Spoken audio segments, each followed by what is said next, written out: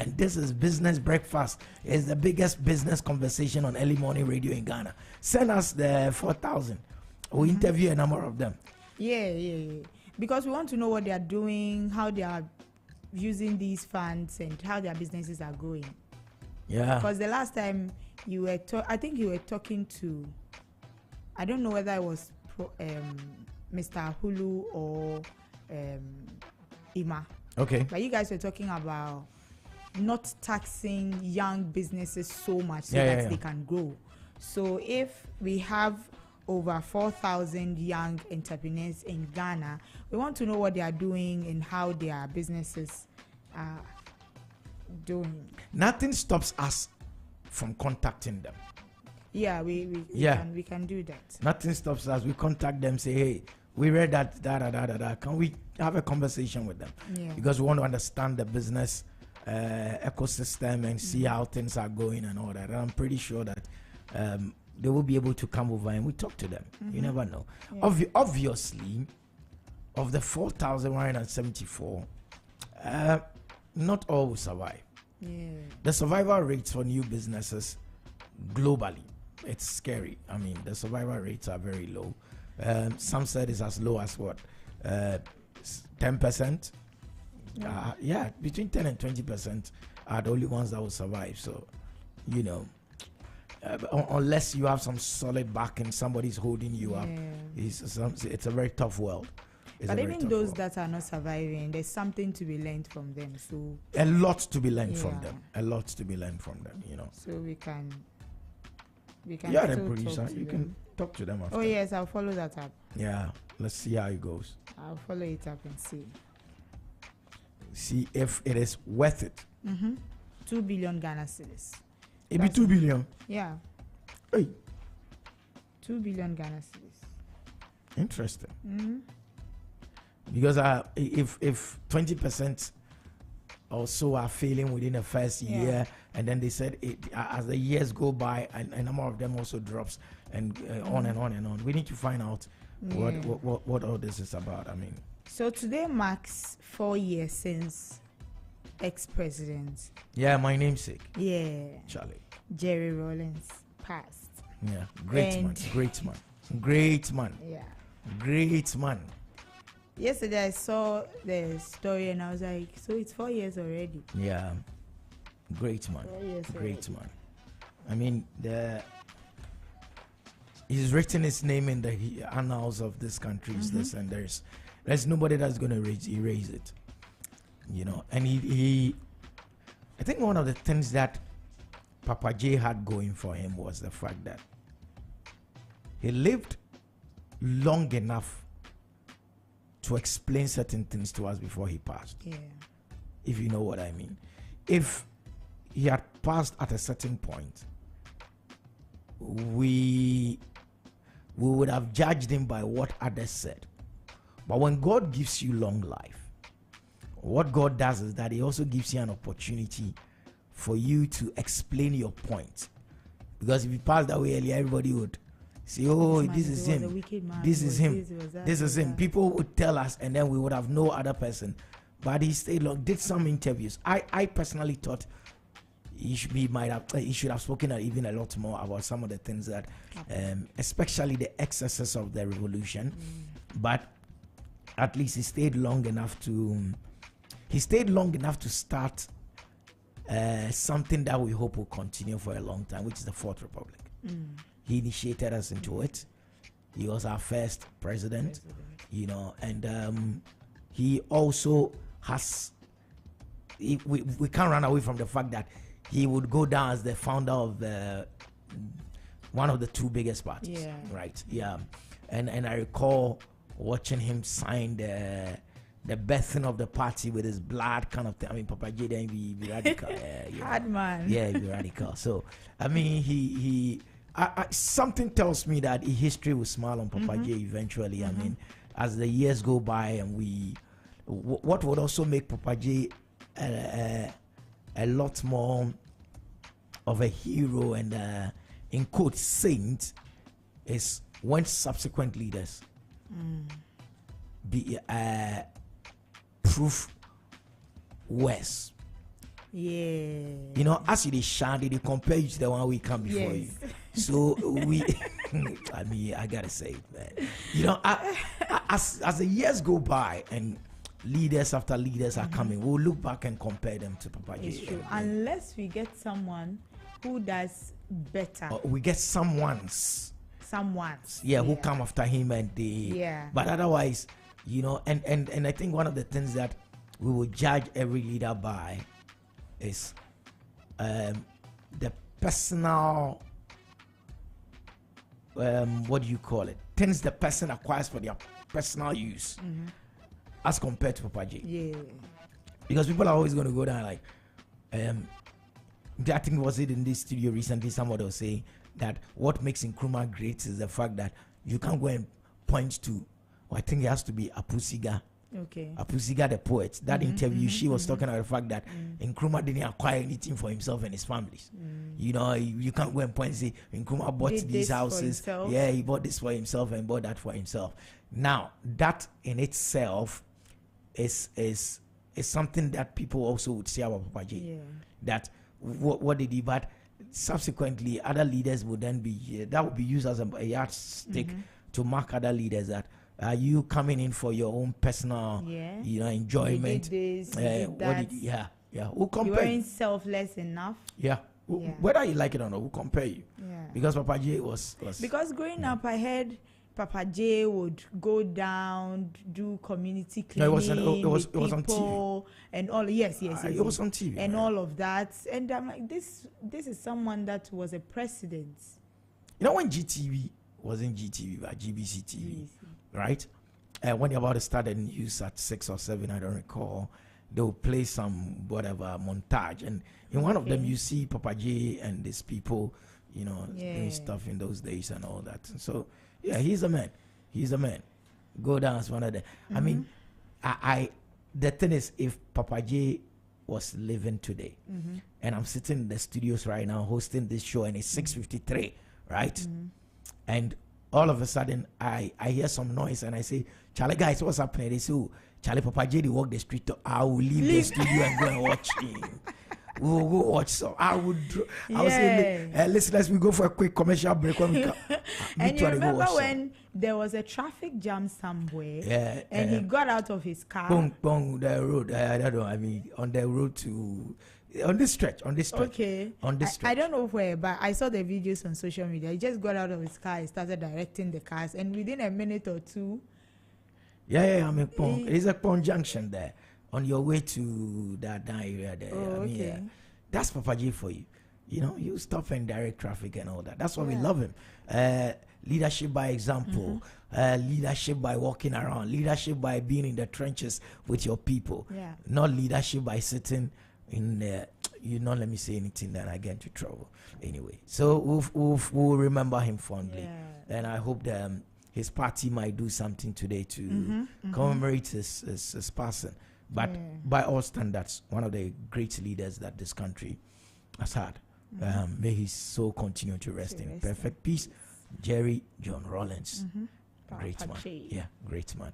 I mean, we can't talk Jerry Rawlings and forget the way he can shy people in public. Like, you know, the one he was giving a speech, and I think some guy was really saying, shy you. You know, I mean, that's the Papa J that we know. So it is what it is. It is what it is. So thank you so much for coming through, Dinah. And we'll be looking to see what the GIA will say when we ask them for the list of the entrepreneurs we want to interview them and ask them what is happening. I think it would be good for our listeners to know.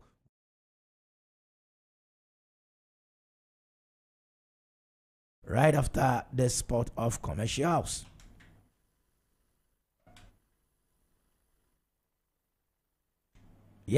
Coming up will be business news right about now. Abdullah Saka is here to give us the business news. It is what it is. It's that kind of a morning. It's that kind of a morning, and so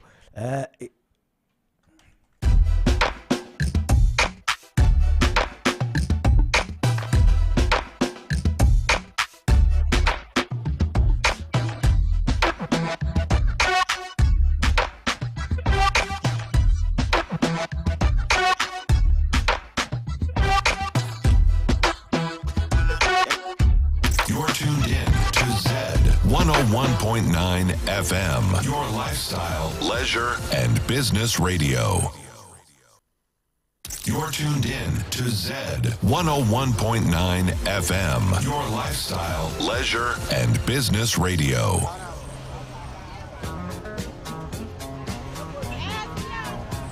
The buzzing streets of Accra, there is a radio that is tuned to this very dial. For each one of them, fact-checked business information is all they see. Well, I believe knowing about the strength of the city, the best investment options, and the entire global market is something my business people will appreciate. For every other news about flights, shipping, and cargo, on the segment Transport Today, we've got it all covered. Tune in to Business Breakfast on Zed 101.9 FM, Monday through to Friday from 6:15 to 10 a.m. Join the show using the hashtag BBZ on all social media platforms. Business Breakfast on Zed. We only speak business.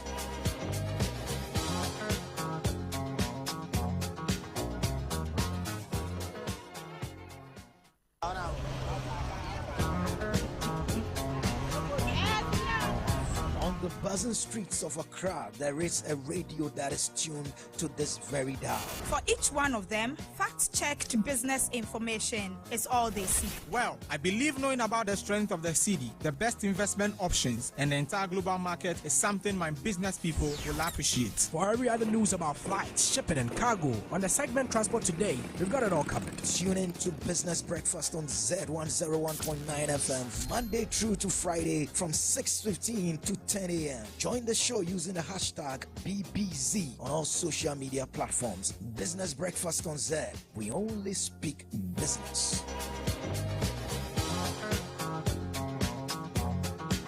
What's up, Ghana? It's Davido and I'm chilling with DJ Pete Wade, so keep it. You're tuned in to Zed 101.9 FM, your lifestyle, leisure, and business radio.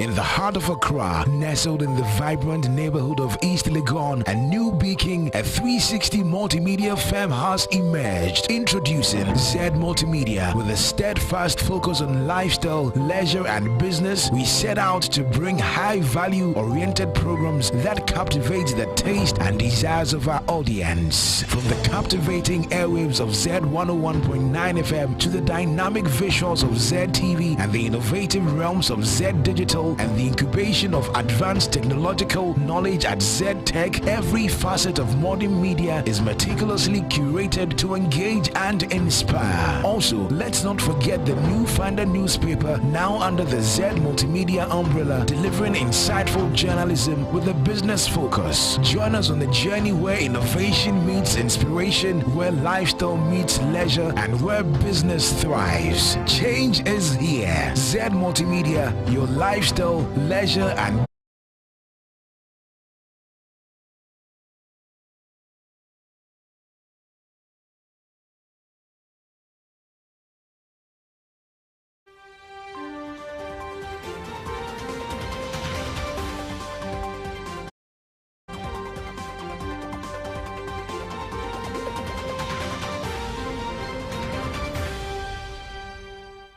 Hello and welcome to Business News on Business Breakfast on Zed. Coming up, NRGI calls for a new oversight body and community ownership to strengthen accountability in Ghana's mining sector. Volkswagen boosts stake in joint venture with Rivian amid rising EV competition. I am Sak Abdullah. Let's now take the details. In a bid to drive transparency and foster local benefits from Ghana's mining sector, the Natural Resource Governance Institute has called for an overhaul of existing frameworks governing mineral revenues. Senior Africa Program Officer at NRGI, Dennis Jejer, advocates for a new body modeled after the Public Interest and Accountability Committee to oversee stakeholders' decision in the mining industry, enhancing accountability across revenue generation and community engagement. Jerry points to Ghana's Mineral Income Investment Act, which primarily focuses on gold, leaving transaction minerals like lithium, bauxite, and other critical minerals without robust accountability structures. There needs to be a PIAC-like body that oversees the decisions of all the stakeholders within the sector. So The Mineral Income Investment Act is the law that mandates where royalties should be paid, the carried interest should go within the mining sector, and those revenues are invested by the Mineral Income Investment Fund. That framework lacks robust accountability mechanisms, and it's important that we review that law to capture transition minerals. Currently, it looks like it's just gold. The rest of the minerals, really, people don't care much about them. But as we go into the future, the demand for these minerals will go up. We are going to have rush for these minerals, and companies will be coming in and revenues will be generated. So accountability mechanisms must be streamlined. In fact, the whole act must be reviewed to ensure that it captures the essence of transition minerals, captures where revenue should go, the processes for investing those revenues, and how we should ensure accountability in the process of spending and accounting for those revenues. That was the Senior Africa Programs Officer at NRGI, Dennis Jayere. He also called for the streamlining of community development programs to ensure they touch the lives of those within the catchment areas of mining operations.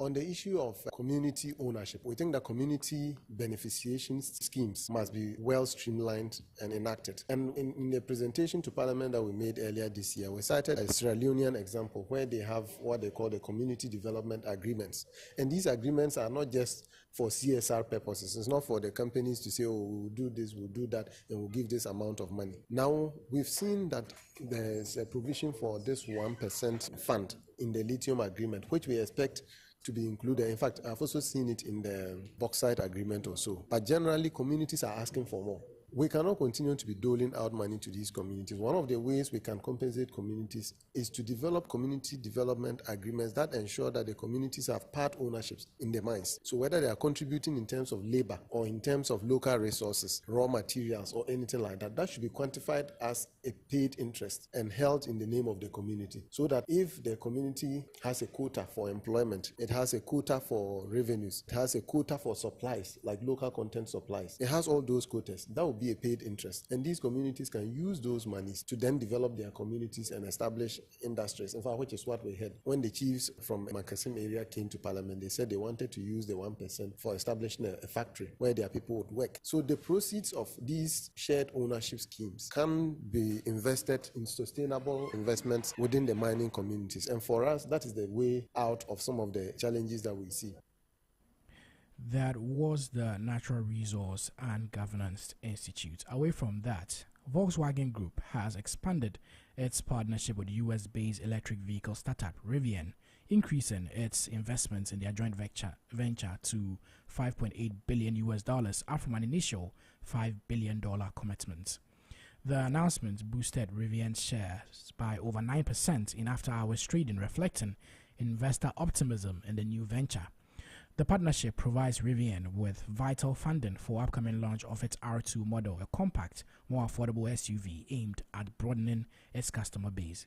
VW, in return, will gain access to Rivian's cutting-edge technology, expected to be incorporated into its own vehicle lineup starting 2027. The venture also includes a shared development framework with engineers from both companies initially collaborating in California and establishing 3 additional facilities across North America and Europe. This integration aims to accelerate innovation and streamline production costs, the company said in a joint statement. The partnership comes at a pivotal time for VW as the automaker faces pressures to cut costs due to rising operational expenses, lower than anticipated EV sales, and strong competition from Chinese automakers. The VW Group, which encompasses brands like Audi, Lamborghini, and Porsche, has been grappling with sluggish progress in its transition from traditional combustion engines to electric. Rivian, which remains unprofitable, is also implementing cost-saving measures in response to softer EV demands. The company has been renegotiating supplier contracts and optimizing its manufacturing processes. Alongside its SUVs, Rivian produces electric delivery vans primarily for Amazon, its largest investor. Amazon has ordered 100,000 of those vans slated for delivery by the end of the decade, solidifying Rivian's role in the commercial EV market. That is all we have for business this morning on Business Breakfast on Zed. A recap of the top stories. NRGI calls for new oversight body and community ownership to strengthen accountability in Ghana's mining sector, Volkswagen boosts stake in joint venture with Rivian amid rising EV competition. Remember, you can follow us on our social media platforms on ZFMGH on Instagram, Facebook, and X. Z Multimedia on TikTok and YouTube. Also, you can log on to www.zmultimedia.com for more news. I am Saka Abdullahi. Thanks for listening. Stay tuned to your lifestyle, leisure, and business radio.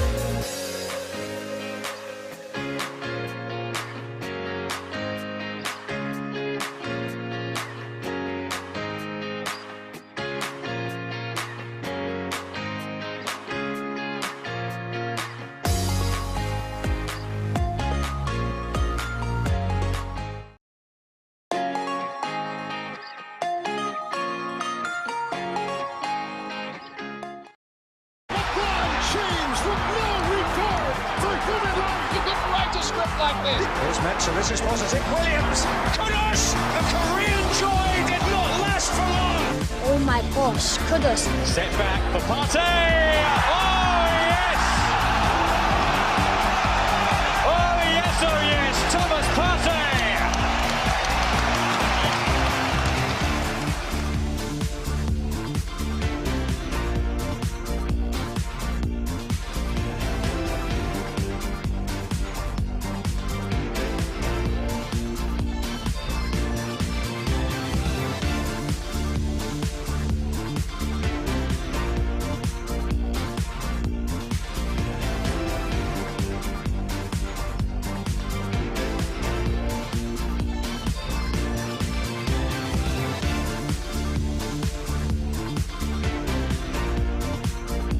Hello, good morning. It's time for Sports Flash on Business Breakfast on Zed. My name is Lukman Evergreen Moment. Now, the Black Stars have been training ahead of the Africa Cup of Nations qualifiers against Angola. Yesterday, more players joined the team after 8 trained on Monday.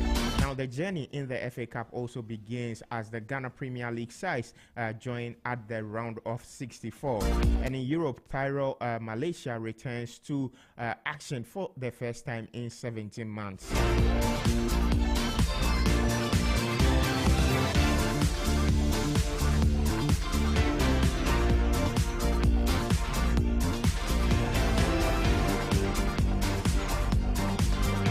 All right, we begin in the camp of the senior national team, the Black Stars of Ghana, and yesterday they held their second training in Accra as they continued preparations ahead of their crucial away match against Angola in the 2025 Africa Cup of Nations qualifiers.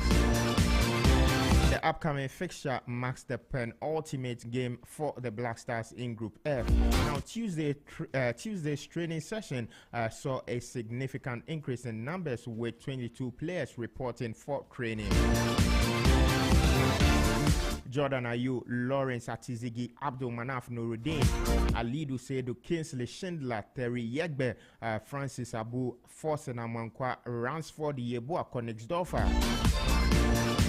Ibrahim Suleimana, Enes Niama, Abdul Fatawi Shaku, Nathaniel Eje, and Michael Bedu all arrived on Tuesday, adding to the 8 that trained on Monday. Now, the Black Stars have struggled in the qualifiers and are yet to win a game in Group F. Defender Gideon Mensah has explained the difference playing for the senior national team and their club's sides, especially with players doing very well for their teams rather than the national team. I think this question is, even if we were performing very, very good in the national team, we're still not going to be like the performance in our club, because obviously, like, you're playing a club where you've been training for like the whole season together, and then every day, and then you come to the national team, and then you have like 3 days, 4 days to train, and you have a game, and then obviously like you said, it's not always going to be the performance but I know that every player here in the national team is ready to fight for the country and then ready to fight for the shirt. You may not always get it how we want it to go in the game, but I promise you that we are always working to get what the results that Ghanaians want from us. Well, that was Gideon Mensah speaking about the difference playing for the senior national team and, of course, playing for the Black Stars of Ghana. Well, he continued to say that the Black Stars will be monitoring the game between Sudan and Niger as their chances of qualifying hang on the outcome of that match. Now, should Sudan pick a point in Togo against Niger, then Ghana will not be qualifying for the tournament in Morocco. Yes, I mean, like I said, we are made for this. The journey is always not going to be smooth. We've come to a junction where we have to hope and then work for ourselves. So obviously, like you said, we're going to watch the game and then see what's going to happen in the game. But at the end of the day, the focus is to win our 6 points, and then everything that's going to happen on the side, we are there for it. Well, of course, the Black Stars need 6 points and hope Sudan loses their final 2 games in order for them to qualify for the Africa Cup of Nations in Morocco.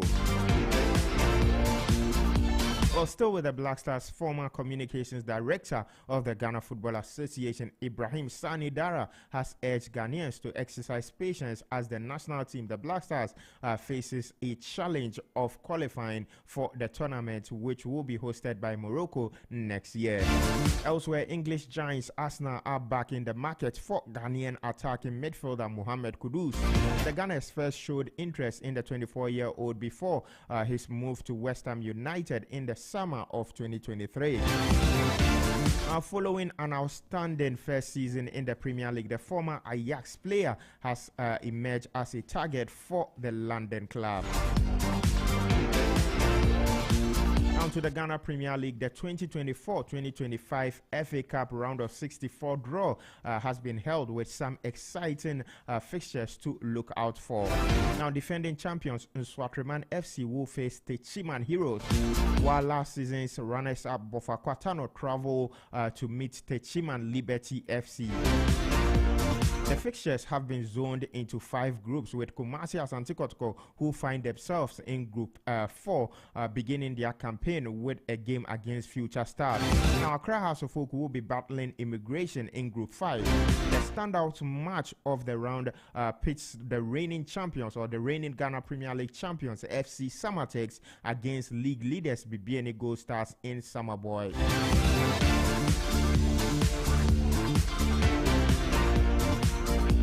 To England, Tyrell Malaysia ended 17 months of injury woe as he returned to action in Manchester United's U21 EFL Cup game against Huddersfield Town. Now, the left back has been sidelined since coming on as a substitute in the Netherlands Nations League game against Croatia back in June 2023. This means that Malaysia will be available for Manchester United's next Premier League game after the international break. Norway and Arsenal captain Martin Odegaard says he needs to listen to his body after withdrawing from the country's squad for this week's Nations League fixtures. The midfielder injured his ankle ligaments during September's international break, forcing him to miss 7 weeks of action. However, he made his return in Arsenal's 1-0 defeat by Inter Milan in the UEFA Champions League last week, before playing the whole 90 minutes in the 1-1 draw between Chelsea and Arsenal. In fact, he provided the assist for Gabriel Martinez's opener.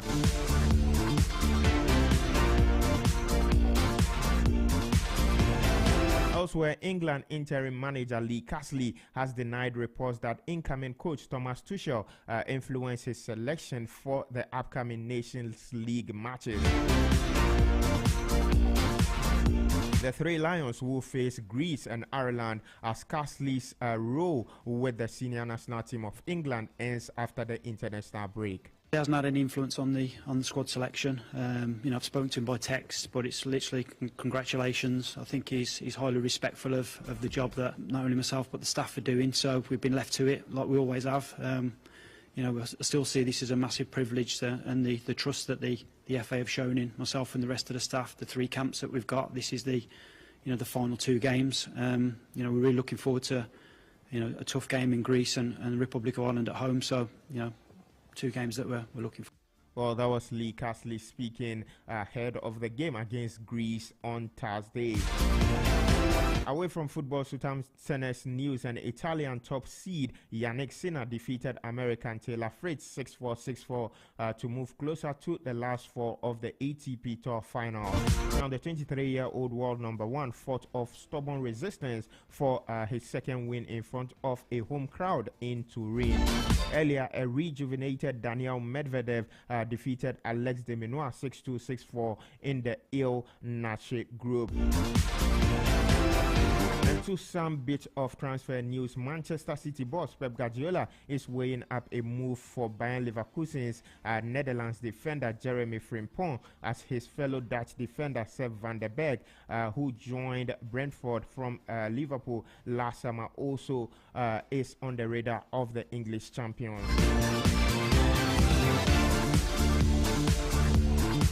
That will be all for sports this morning. My name is Lukman Evergreen Moment. Up next is the Business Brief. It's your lifestyle, leisure, and business radio.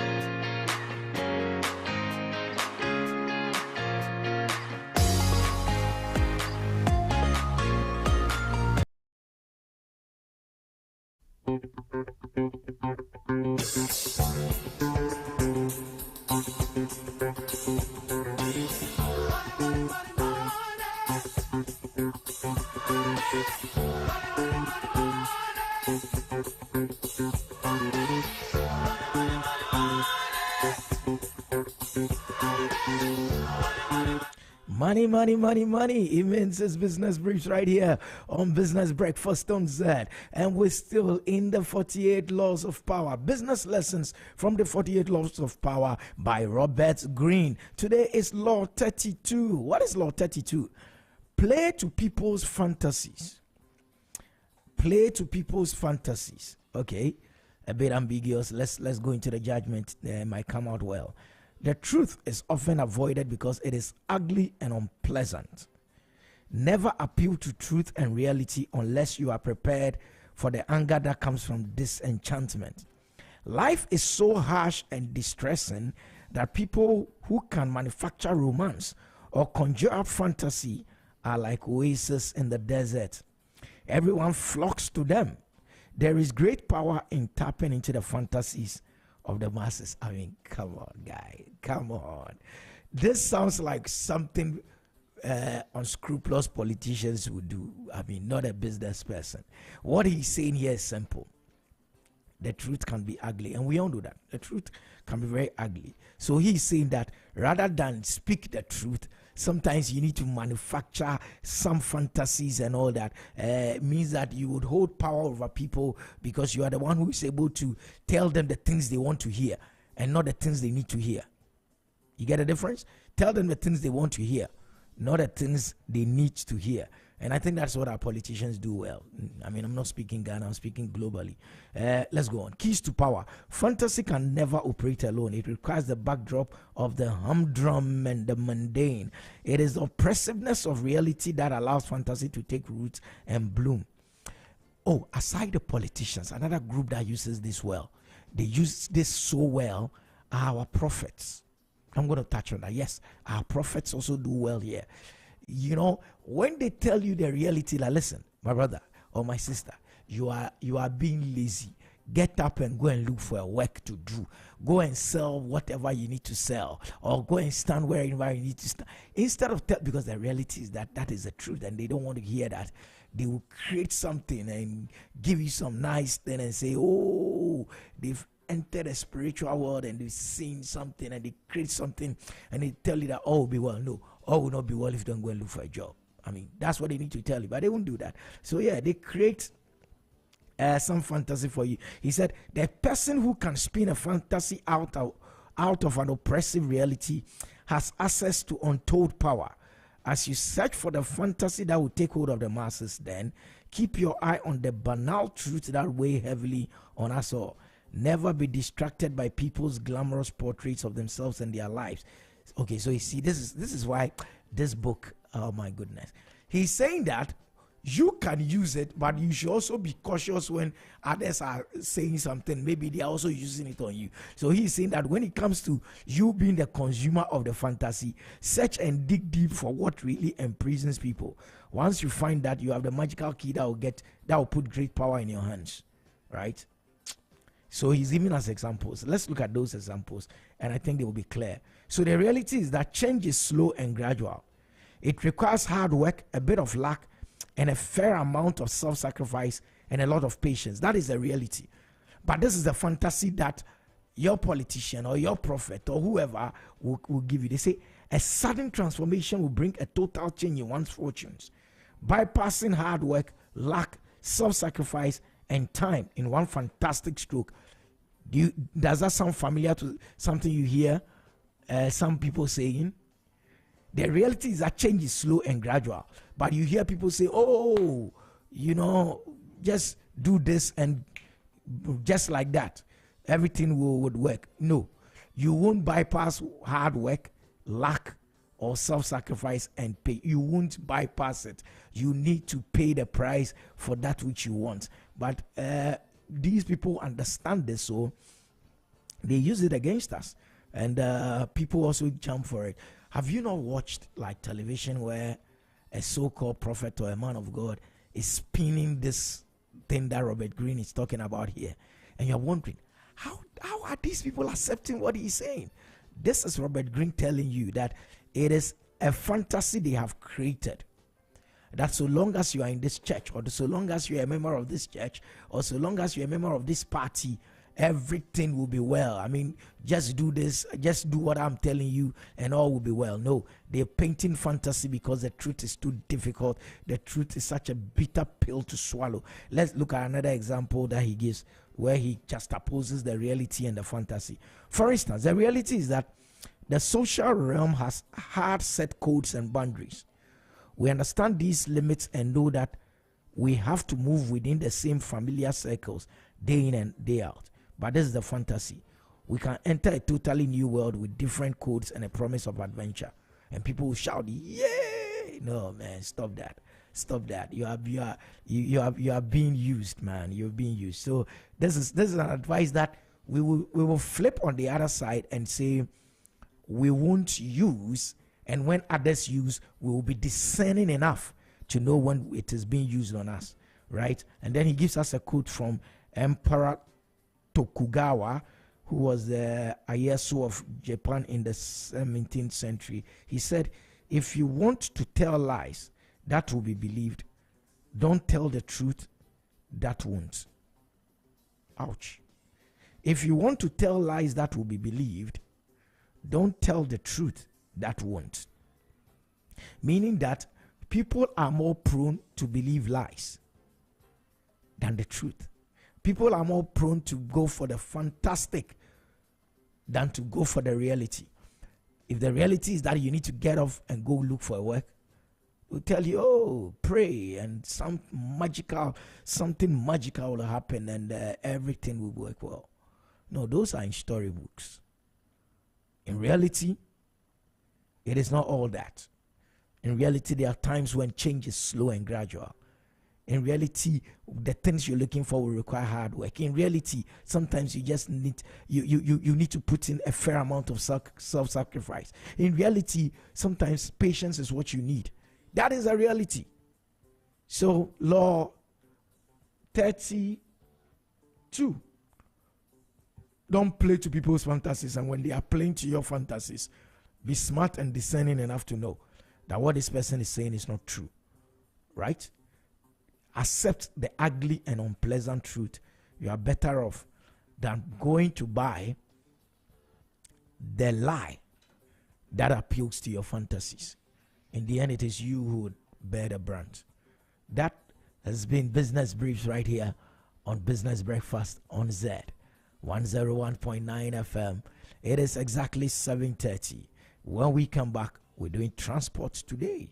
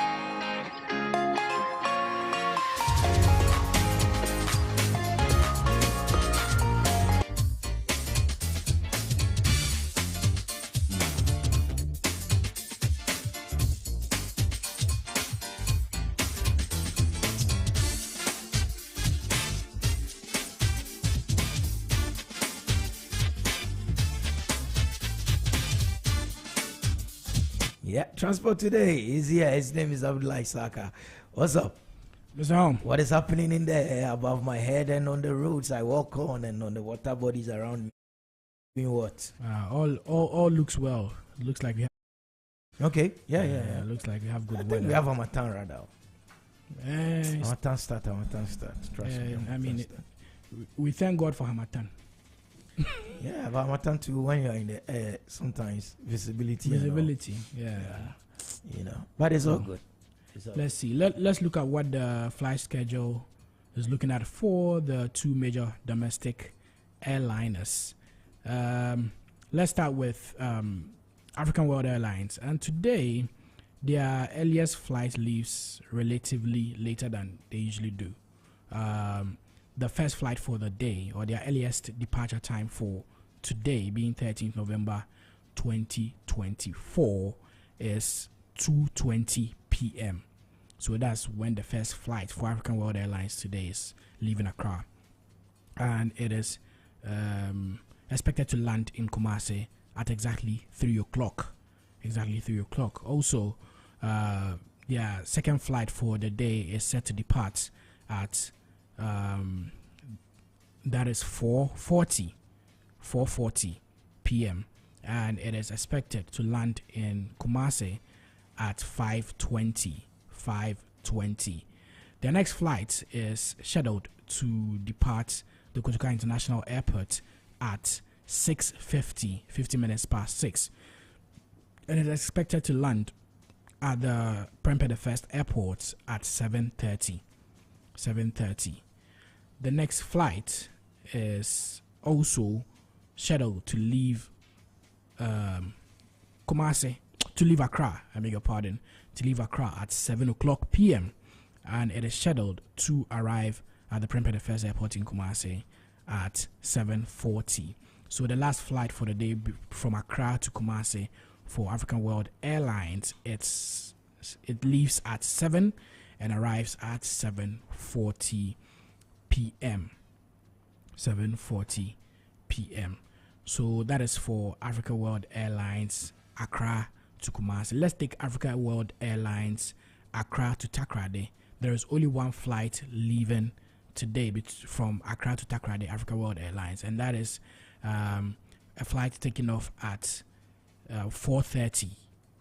So if you want to travel to Takoradi by air today, the only flight leaving for African World Airlines leaves or departs at 4:30.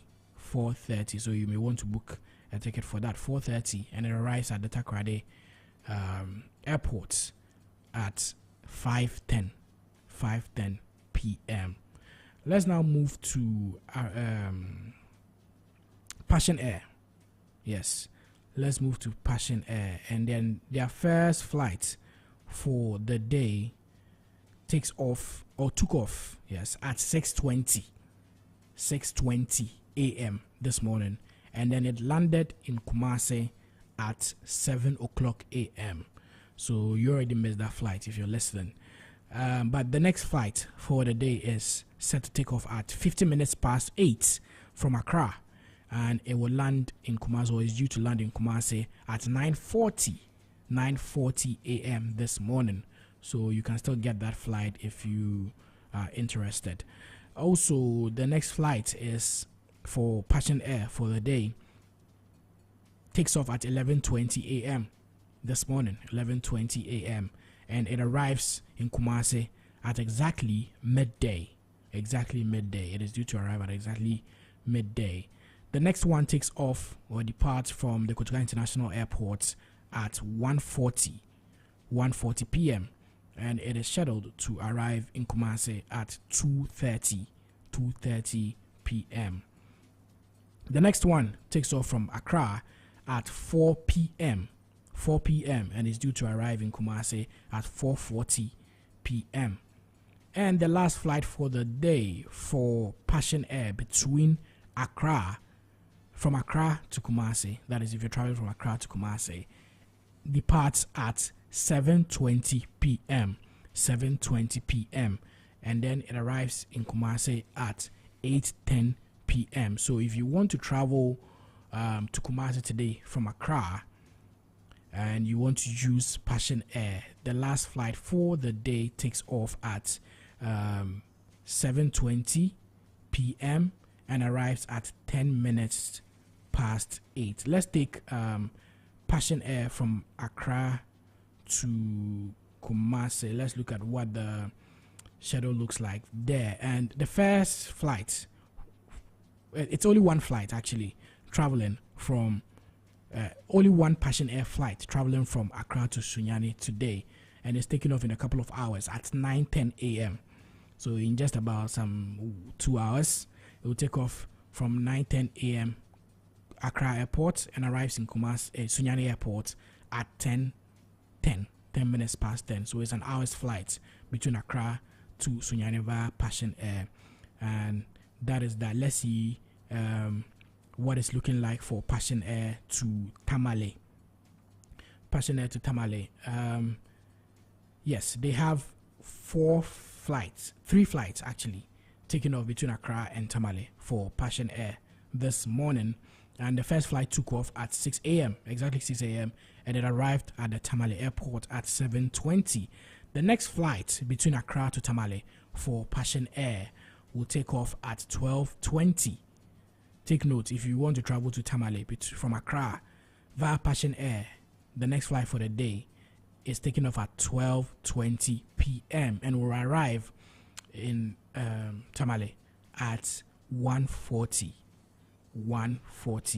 The next one will take off at 4 p.m. and will arrive at 5:20. So if you want to catch a flight from Accra to Tamale via Passion Air, the last flight for the day takes off at 4 p.m. Don't miss that, 4 p.m. And then it lands, or is due to land in Tamale at 5:20 p.m.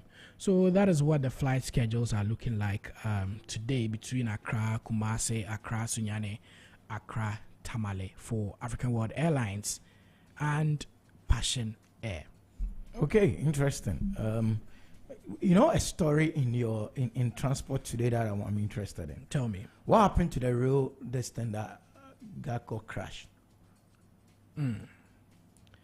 I don't know. For some reason, it's been, the news has been dead. I mean, the last we heard of it, it was going for repairs, right? Yeah, but that's like how many months ago? Yes. Or maybe it's still in repairs. I think the news was that it had to be sent back. Oh, come on. So man. If they are using the sea, maybe 2 months in, 2 months out, and then the repair time. So let's calculate the months and see. Anyway, would it be back before a new administration takes over? I don't know. I mean, it just came to mind. I wanted to know what the latest was. For your sake, I'll follow up on that. Please do. That is interesting. And let our listeners know what's happening with that. God willing, tomorrow. Because our rails are too quiet. Yeah, very quiet. And I've said it. If Ghana has any money lying there, any $3 billion, $4 billion lying there, if I were president, I would invest it in railway. But then that also means that you need to take a second look at the lines.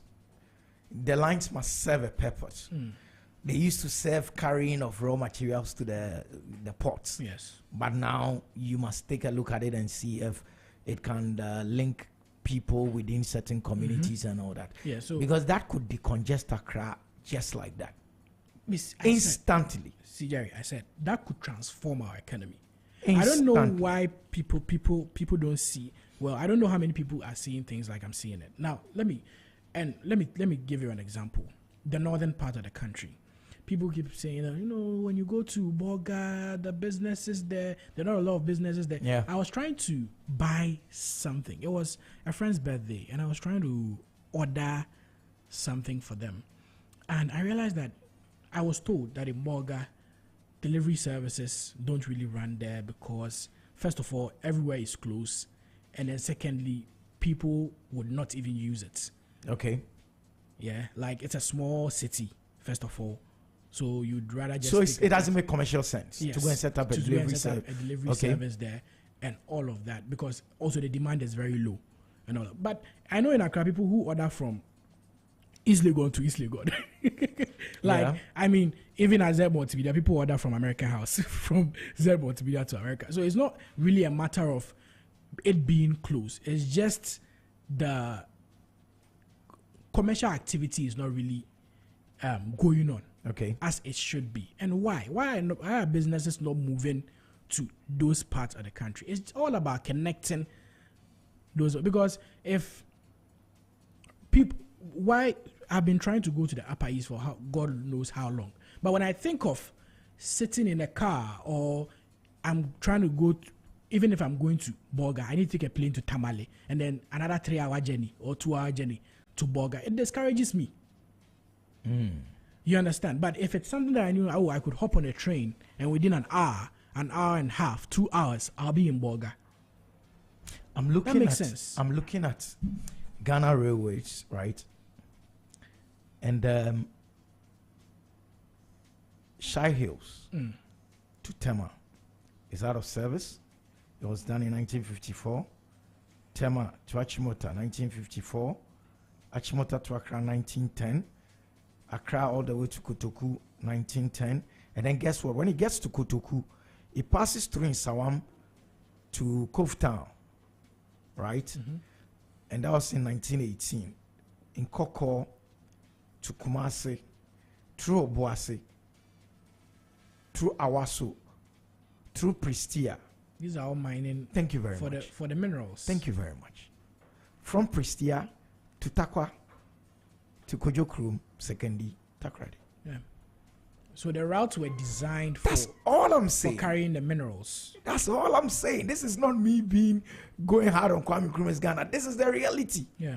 And look at the years in which these were constructed. 1918. 1910, 1915, 1918 is over 100 years ago. 1954, 1902, 1911, 1928.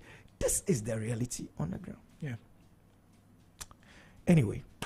So, but it would take a lot of money, and it would take dedicated money. Someone must see it as something a priority. It would solve congestion. It will solve these exorbitant rent prices. It would solve employment issues. It would solve.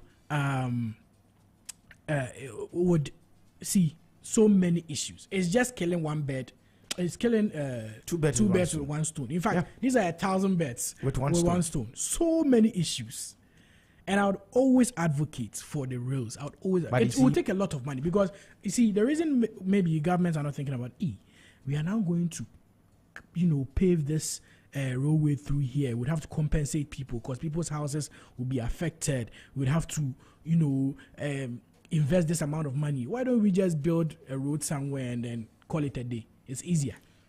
Yeah, it takes and you see, if you are sitting in a place of authority where you can call the shots, and you happen to have a haulage company, and you've gone to the bank for money to buy trucks, and you're sitting in a meeting where they are talking of rails, you would oppose rails, because if the rails came, your business is gone. Sharp. It is what it is. I'm just saying. Also, another thing, it would cease accidents. These unnecessary accidents. Yeah. With these long vehicles. We use the roads too much. And road is more expensive than rail. Yeah. In the long run. Yeah. Water is less expensive than both. We have good water. We could do water, but we wouldn't do water. If you put solid water on the Volta, we're good to go. Anyway.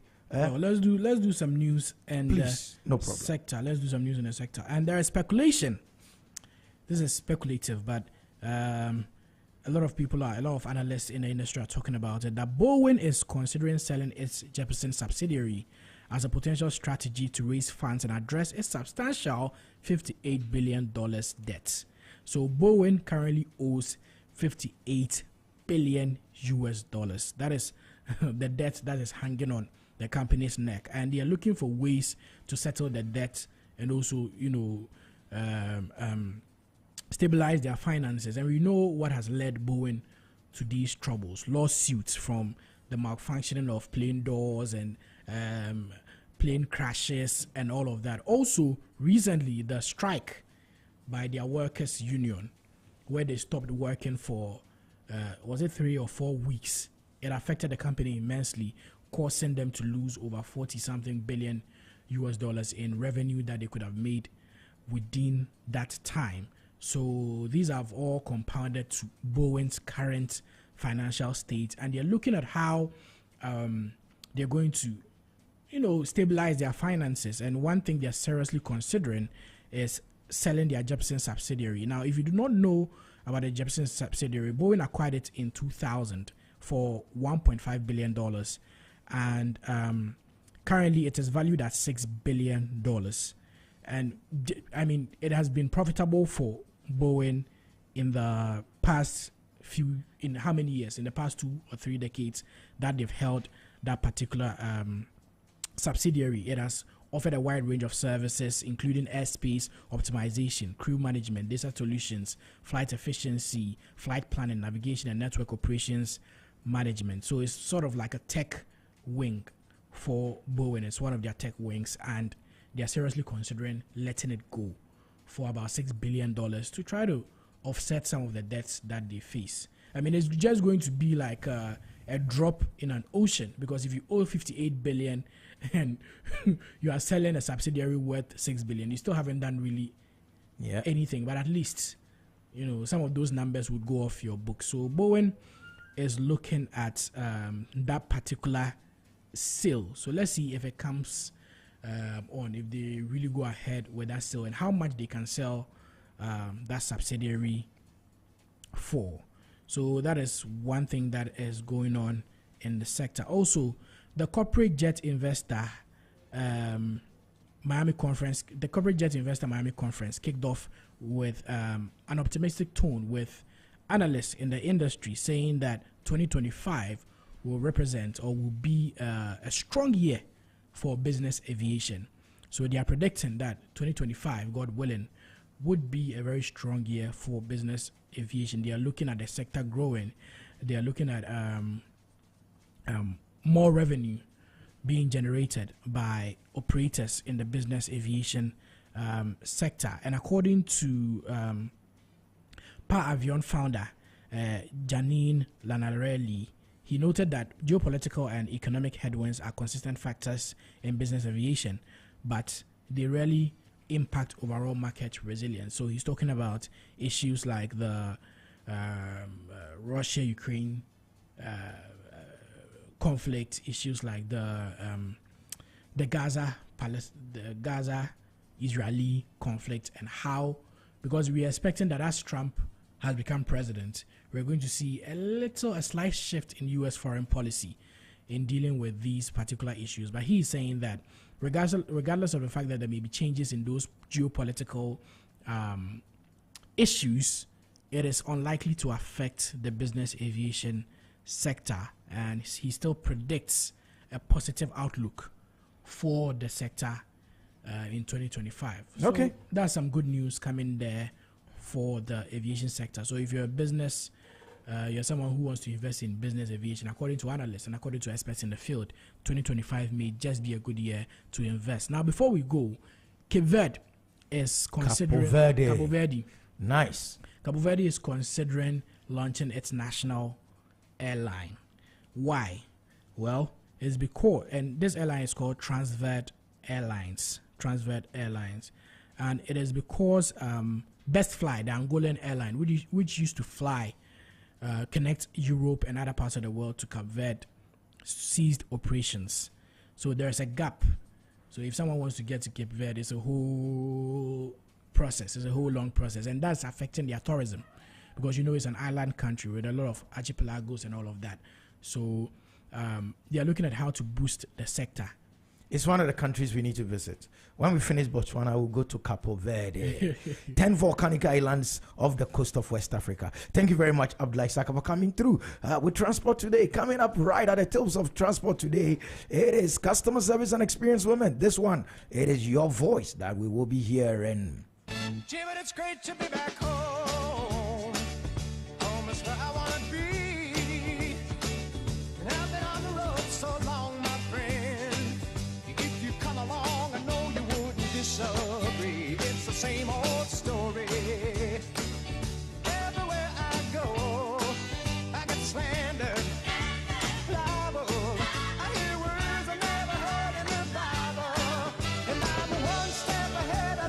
shine.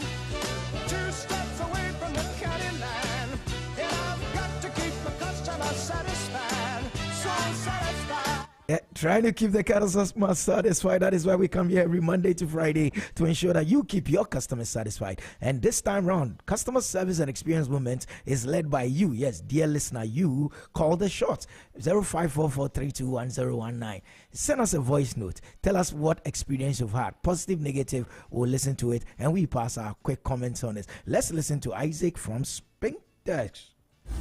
My name is Isaac Otu, and my customer service experience I would want to share is with Alouette Medical Skincare Center. I mean, their customer service is just top notch. I can remember when I went there for a facial treatment. Immediately I got to the place, the lady at the reception, her name I recall is Priscilla. And when I got to the place, there were a few people around, so I had to join a queue. Like, she would just walk up to you, welcome you so nicely, inquire from you what you would want them to do for you. I mean, their services you would want to apply for. After which she would offer you a seat, give you water, like a bottled chilled water. And funny enough, I needed that water so badly that day. She offered me this water, offered me a seat, told me someone would attend to me shortly, so I should be sitting and waiting. Not too long ago, she came back later on to remind me that the people there for the service I needed at the time were a bit busy, but I should be patient with them.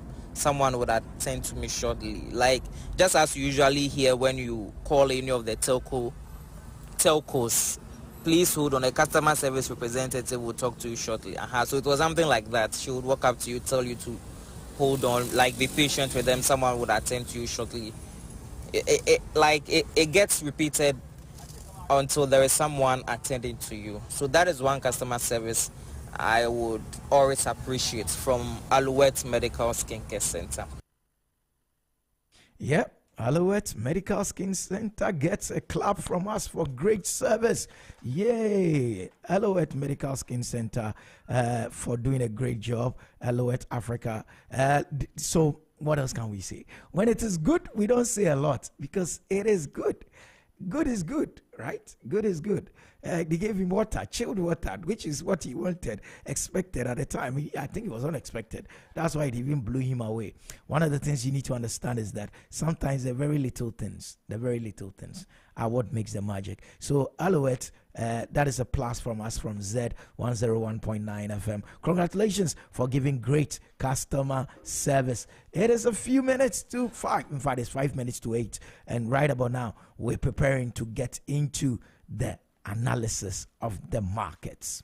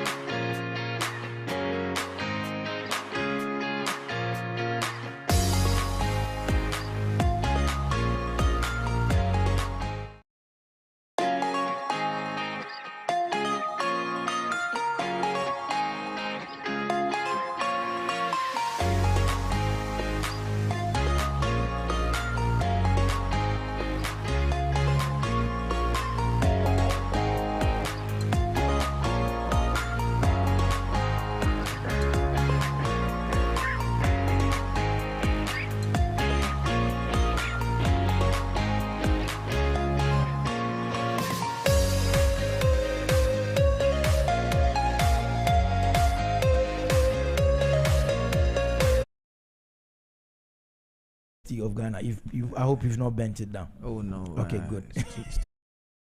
And so yes. Oh yeah. That's all right. And, That's all right. Registration and things are taking place. Yes, please. Those days you are going to register. Big deal. You are still standing in lines to register. Long queues and all that. Right now, everything is automated technology. Yes, some halls automated, some traditional halls in line. Amazing. Anyway, those were the days. It's been a while. Tell me, what's happening in the crypto space generally? Yes. So I'm looking at the pre, the post, right? So, yes. Yeah. If you look at before the U.S. election, we saw the price trading around 68K, 65K, and it broke the all-time high.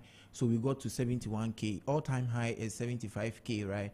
So before the election, we saw 71K, but right after the election, we saw somewhere 78K. Yeah, like from 75K to 78K. So what is happening? We know that historically, right after the election, we enter the bullish momentum, and that is where people now believe that the price of the currency is going to go up. So they will want to buy so that they can have what we call profit. So yes, right after the election, we saw 78K. It dropped around 76K. Yeah, but then currently, when I checked before I entered, I'm seeing 89K. That is for Bitcoin. It was reported that it's entered the 80s now. Yes. So the thing is that, I mean, this is scary. Yeah. You have a currency that high. Yes. But it's a digital currency. Yes. What you're saying effectively is, if someone has one Bitcoin, one single number one, yes, that person will be worth what? 1.4 million Ghana cedis. Is that what you're saying? Yeah. As in converting to dollars, around 89K. And then convert it into Ghana cedis. So if we are using 17 cedis, right? Yeah. I mean, if you do the math, the person will be owning one Bitcoin is like 1.4 million Ghana cedis. Yes. So back into 2007, it was one cedi was I think $1. Yeah. So assuming my dad bought. Why your dad? That's why they say lack of knowledge. My people do. Yeah. Look at the price now, and now US have a crypto president. Yeah. He's trying to put in place a more eco-friendly cryptocurrency environment. So now he's even spearheading that people should now buy it. He's now going to use it as a reserve, alternative reserve. Even the US. They are leading, they have the highest holdings, around 14.2 billion, followed by China and some UK countries or governments. Then we followed by Germany. Africa, we have only one country that is holding and also have accepted Bitcoin. They've even introduced their own coin. I think it's Central Republic, the Songo coin. But because Africa, we don't have this kind of good systems to manage this kind of technology, we are not able to make the most of it. Talking of crypto, talking of Bitcoin, recently Binance predicted that by 2030, Bitcoin's price could rise to a potential $103,000. Yes. Now we are where? We are 80-something thousand. 89,000. And the maximum supply is around 21 million USD. That is the maximum supply. So you are saying that if we're going to go with Binance, then people can still buy, and hopefully by 2030, when it reaches there, they would have also made a huge. I'm always cautious about Bitcoin, but this is what gives me confidence about Bitcoin. I don't own a Bitcoin, so this is not me trying to sell anybody. After here, we have to find money and buy. No, it's the finding of the money that's a problem. It's not the buying of the Bitcoin, it's the finding. So you see, the thing here is this: what makes a currency a currency? What makes something an acceptable medium of exchange is the faith by those going to use it. Yes.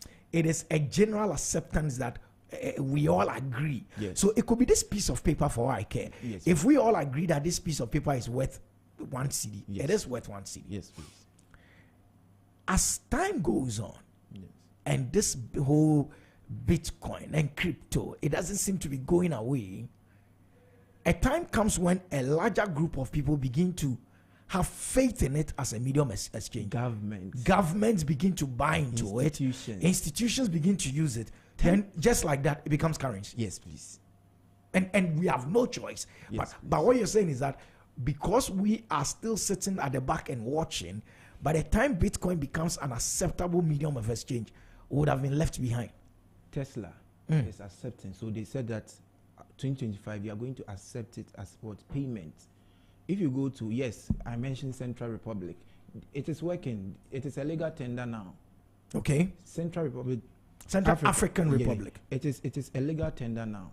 So my point is that these particular e-currencies are non-national. It is not controlled by any authority or any government. It is decentralized, right? So it is not going to suffer like our traditional currencies that are subject to inflationary pressures.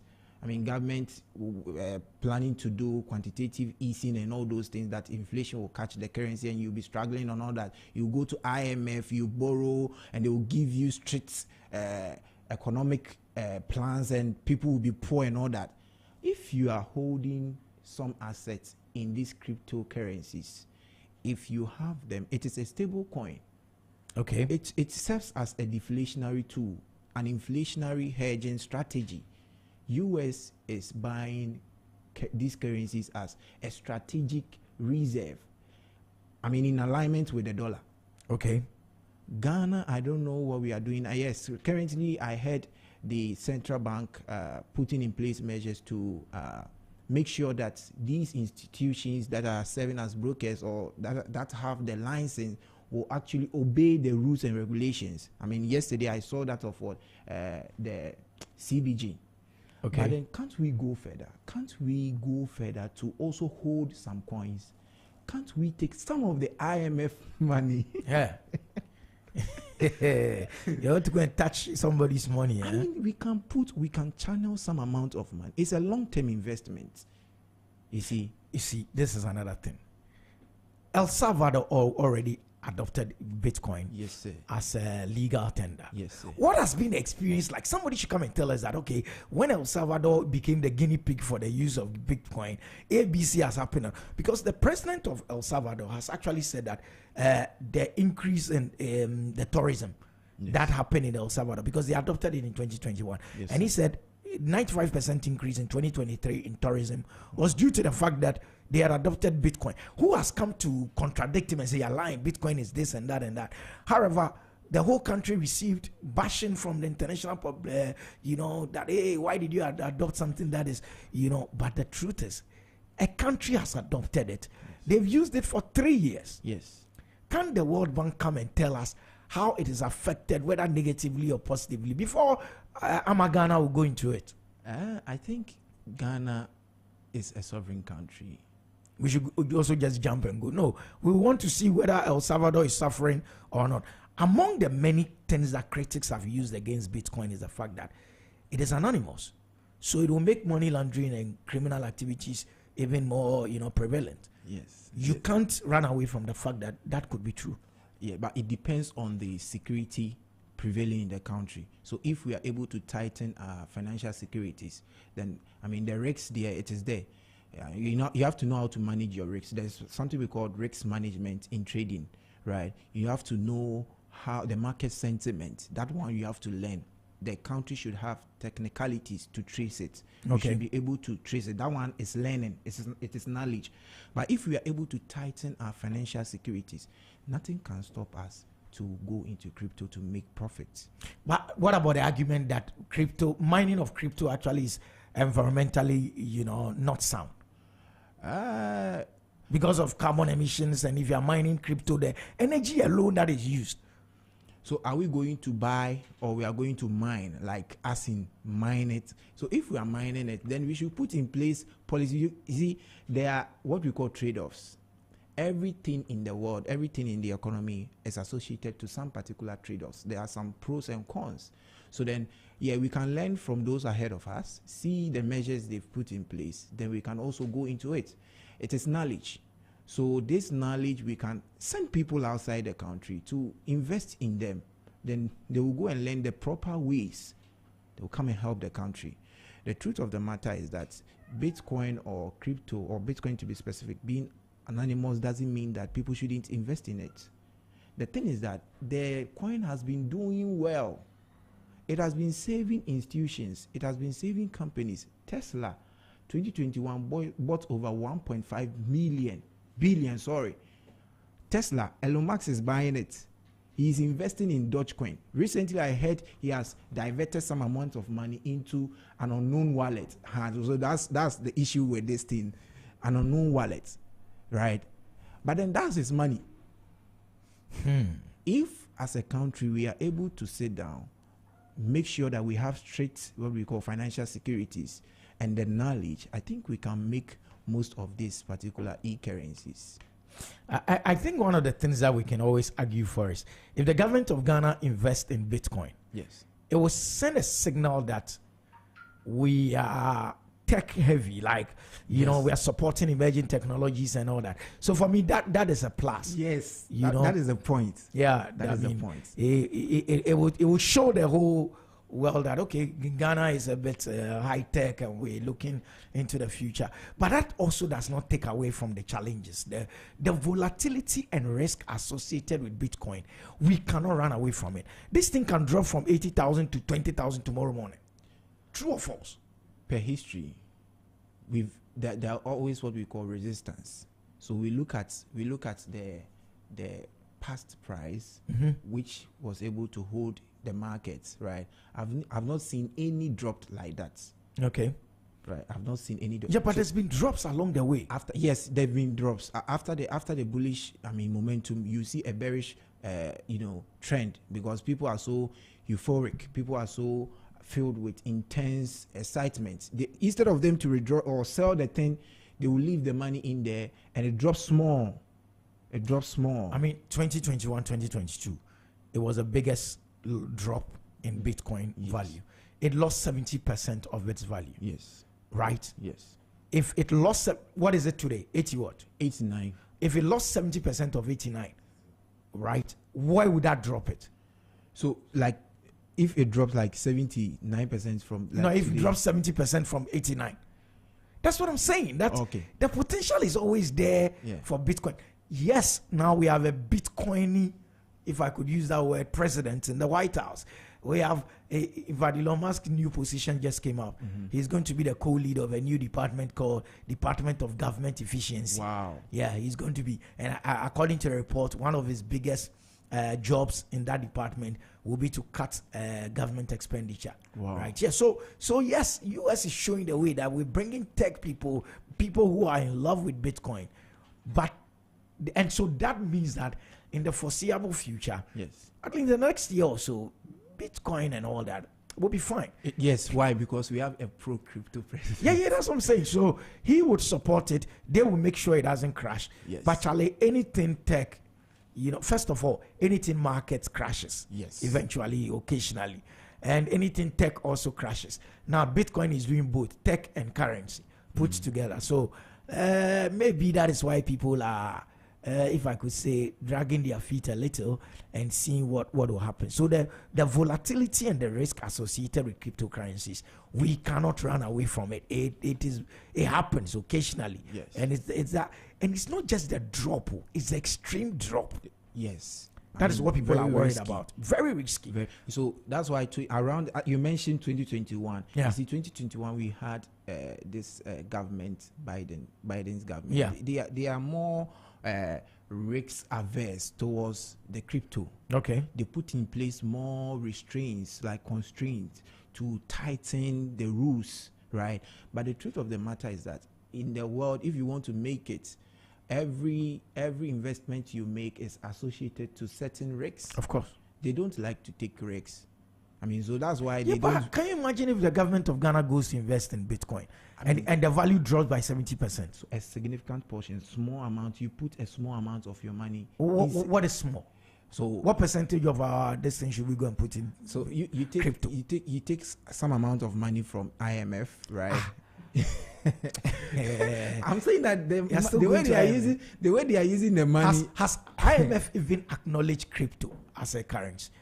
You see, these are institutions. The truth of the matter is that these are institutions. Don't worry, that's my producer. So. These institutions don't give you financial freedom. Okay. You owe them. I mean, why would they give you financial freedom? So they are not going to. You owe me. You want to eat some nice food in front of you. I think we need to break from these particular institutions, the IMF, and for us to be able to do that, we need to start investing. We need to start looking out for these innovative ways, the smart ways of making money. Cryptocurrency is very risky. Bitcoin is very volatile, right? But when you are able to go into it and you have what we call a sound or a very high risk management plan, you are going to have or achieve what we call a high level of financial freedom. And I think if you look at the trend, that is not what they want for us. They don't like us. They always want us to be begging them. So this is from Forbes. These three countries explain why the IMF stance on Bitcoin changed. The IMF is one of the prominent global organizations against Bitcoin and cryptocurrencies. Yes. It has warned countries worldwide about using or adopting Bitcoin at any level. Still, lately, this hardcore anti-crypto stance is changing. Right? Yes. At the end of June, the IMF published a report in which they accepted, and this is a big one. Wow. At the end of June of last year, IMF published a report which in effect accepted that prohibitionism, trying to prohibit people from going into, may not work. They now recognize that even when some countries completely ban this kind of assets and related activities, this approach may not be effective in the long run. And the countries they use was El Salvador. Wow. Because it is hard to talk about Bitcoin in this world without talking about El Salvador.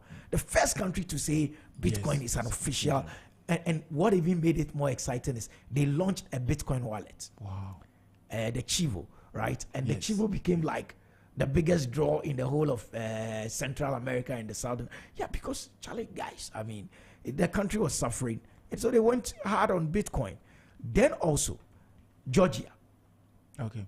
Georgia is another example of why IMF is changing its mind about what Bitcoin can bring to the table. Yes. Right? So the government actually signed an MOU with a certain stable coin.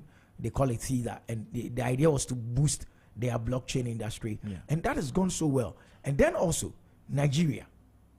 Yeah, I mean, individual companies in Nigeria, they are investing in crypto, Bitcoin to be specific. Exactly. I mean, because institutions are buying.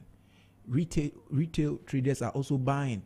You see, when you go into Nigeria, we have whales there, but then they are hiding themselves. They are buying the coin. People are buying the coin. Demand is going up. The price is going up. At the end of the day, if they are able to do their technical analysis well, they are going to make profit from it. So you think, based on these examples, I mean, okay, so a report recently actually admitted, and this is coming from Crypto State, according to the IMF, residents of countries with restrictive financial regulations are turning to Bitcoin to move capital across borders more freely. We are moving slow, Ghana. We are moving slow. The earlier we enter into this, the better. What we need is to... You think Africa should go Bitcoin? Yes. And it will make trade across the borders easy? Because I've heard of Echo something. No, Ecolite, it was there before I was born. And it's still not materialized. Echo has been there for years. I mean. And quite recently, the vice president actually said that rather than go the Echo, we should forget Echo and actually go more of a Momo kind of way. Yeah, the vice president called for more, rather than concentrate our efforts on Echo. Why don't we all? Because if for instance, MTN or whatever is operating within across borders, yes, it means that they have a certain common platform that they can use to say, I should be able to sit here and send a Momo to somebody in Botswana. Yeah, you know, that kind of thing. Yeah, so the vice president had called that probably that the discussion about Echo, because why Echo has delayed is simple. Every member country, before you adopt Echo, must meet certain criteria. Oh, okay. And every single one of them is struggling. So maybe Ghana will meet it, and at the time Ghana will meet it, Nigeria is not ready, and so maybe the others are not, before they come in, then this one too is no more meeting. The volatility in our economic conditions makes it very difficult to adopt the ECO. Wow. So I understand why the ECO might not have worked over the years, but crypto is non-national, it's decentralized. No authority, no country has an authority over it. It is not subject to inflation. It is a deflationary tool. Ghana is struggling since 2007. Your currency, inflation, every day, depreciation, interest rates affecting you. Why can't you push some small amount of funds in this? Hold some Bitcoin, hold some cryptocurrency. You have the ability to restrict some companies because they are not obeying the said rules. So you know how to manage your risks. Ghana, I'm sure the Bank of Ghana knows risk management. Of course. What is stopping you to enter into this? Tesla is investing. Looking at our knowledge gap, the knowledge between Tesla, Elon Musk's company, and Ghana, right? We see that they are technologically advanced. They know what they are doing. You think they know something we don't know? And that is why they are buying these things. Yes, they know what is ahead. It is a long-term investment. The dollar, these things are denominated in the USD, right? Mm-hmm. And if US, who owns the dollar, is saying that I'm going to now use crypto as a strategic reserve, an alternative, then what is it trying to say? China, US, Germany, UK, they are all holding Bitcoin. US is now saying that they want to lead. Currently, they are leading with 14.2 billion holdings. China 13. So that's why they will always lead us. But Mr. Mensah, you can't run away from the fact that the gold, we know its value. Yes. The currencies that we use, foreign currencies and all that, they are backed by government guarantees. Yes. Although they might not be backed by gold, they are backed by government guarantees. The only thing that drives crypto up is speculation. Yes. Crypto has no intrinsic value. It is just the fact that we want it, so it's becoming expensive. It's a supply and demand thing. Yes. Good one. Now, should that not make it less reliable as a strategic reserve compared to gold? Well, yes, gold is a safe haven. Mm-hmm. Gold is very reliable. Mm-hmm. It also protects your assets from this inflation. But then the question is, are we even into this gold thing? How much of our reserve, or you think go and trade in crypto, make a lot of money, come and buy gold and hide it? Yes, we can diversify our portfolios. Interesting I discussion. think they know about this, but it's government. So you look at the president buying Bitcoin. We can have an innovative president to invest in this long term. Or we should pay them in Bitcoin. You should take it one at a time. Yeah, one thing at a time. Yeah. Interested. So we're talking Bitcoin, we're talking crypto this morning. It's 8:30. It's the business analysis right here on Business Breakfast on Zed, 101.9 FM's finest, Accra's finest, the biggest conversation in business on radio. So my boss, the question has been that why is the price surging up? Speculation. There is a crypto president, Big Orange, I like to call him. Yeah. Big Orange is in the White House. His good friend Elon Musk has been given a position. So yes, it's looking techy. And like I said, the only thing that drives Bitcoin is speculation. It's demand, speculative demand, like we call it. Yeah. So if the whole world starts chasing Bitcoin, Binance's analysis that Bitcoin might hit 100,000, 103,000 by 2030 could happen. But then, Mr. Mensah, on the same vein, if we all said, Bitcoin cry, why? What's up? We don't want it again. Mm-hmm. You know, it will drop. Yes. It will drop from that 100,000 to 1,000. Okay. So my question is, why don't we invest I mean, for let's say 10 years or so. 2030. When you say we, are talking of Ghana. Yes, Ghana. Don't use Ghana. Use your personal life. We don't even want you to talk Ghana now. Okay. so personally, right, I've made some small investments. Right, my colleagues have also made some investments. Okay, so that's a good question. I want to ask you this: those of you who say you are trading in Bitcoin, yes, what do you mean by that? Do you have money to buy one Bitcoin? No. So what do you do? So you buy some bits, like some bits. So 0.0 something, 0.00 to 0. Yeah, and now you hold it. So when there's speculation and the price goes up, you earn profit. Now from there you can withdraw the money, right? But most of the times I withdraw to pay fees. Sometimes too I withdraw when to you're fund. hungry. Yeah. When you're hungry, then you go withdraw some. UG is worrying me. I'm telling you, sometimes I get 9,000. I place. So wait, this is what people mean by we are trading in crypto. They're buying bits and pieces of Bitcoin. Yes. Like minute percentages of Bitcoin. And they hold it there because it's a stable coin. If I withdraw the money, exchange rate hasn't affected it. No inflation. I'm protected. Small amount, I'm earning more. Paying my fees, feeding myself. Listeners, let me say this off the bat. We are in no way, absolutely no way, telling you to go and buy Bitcoin. Mr. Mensah is just sharing his personal views, and it's very important that we issue this disclaimer before somebody will say, I went to buy Bitcoin because ZFM said we should go and buy. Please, once again, Zed is not saying go and buy Bitcoin. And it's all about the knowledge. Yes, we're having a very this good is not enough. This is not enough. You need to, go on YouTube and you look Financial War. There's a link there. You subscribe to them, Financial War. They will teach you. You understand. I don't have all the knowledge, but then my colleagues do help me do the technical analysis well. I'm getting some amount of money to fund certain. So you're things. saying that when you have money now, you would invest a lot into Bitcoin because yes, you believe that by 2030 to go to 100,000. Right, because the economic environment is very clean. We have a pro-crypto president, and also how many terms has Trump got in the White House? It's 4 years, right? I don't know about the U.S. The word consecutive.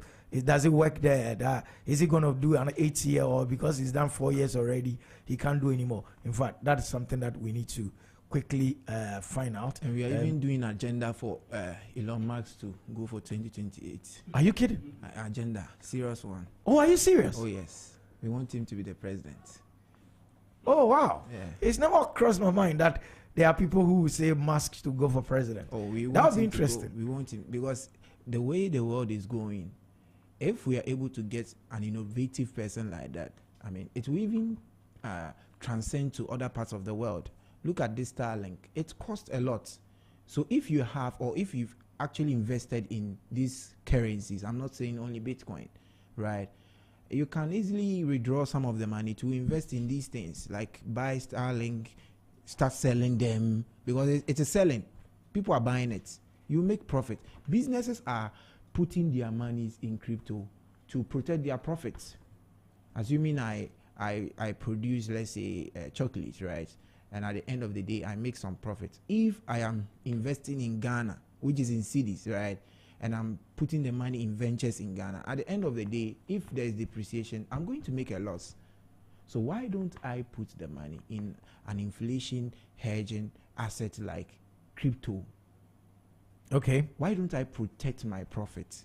If there's something like that, why don't I invest in it?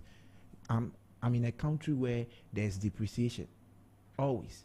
I'm in a country where the economic environment, there's turbulence. I'm in a country where there's always inflation. I'm in a country... Okay, so I get what you're saying. But you are saying that crypto is rising because there's a crypto favorable president in the White House. But the truth is that the Constitution of America rules that even if the terms aren't consecutive, a person can only hold the office of the president twice. So Trump is not standing in 2028. So we are doing agenda for Elon. Okay, that's why you're doing an agenda for Elon Musk. Okay, I understand, because what I'm just trying to say is, if we go and hedge all our bets on crypto because of Trump is not going for 2028. So if it's not going, then it means that there won't be a crypto. I think there's president. going to be a global inflation.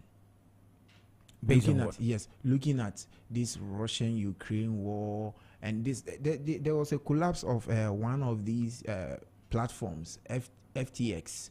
Okay. Right, and there are certain things that are happening that is pushing into global inflation. So these countries, Germany, China, US, they are all investing in this stable coin. So that they are very smart. Oh, they are very, very smart.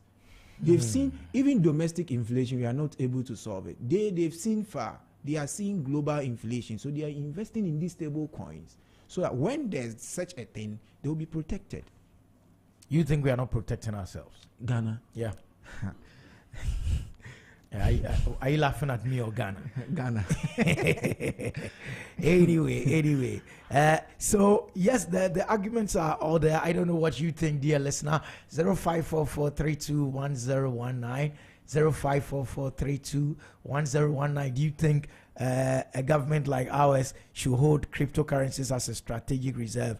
Yes, we know it's a bit of a big issue, but what do you think? Also, you can go on the social media platforms, on Instagram, on Facebook, and on X. Our handle is at ZFMGH. On TikTok and YouTube, the handle is at Multimedia. The website is zmultimedia.com. You can go there and then tell us what you, as a person, think about this discussion.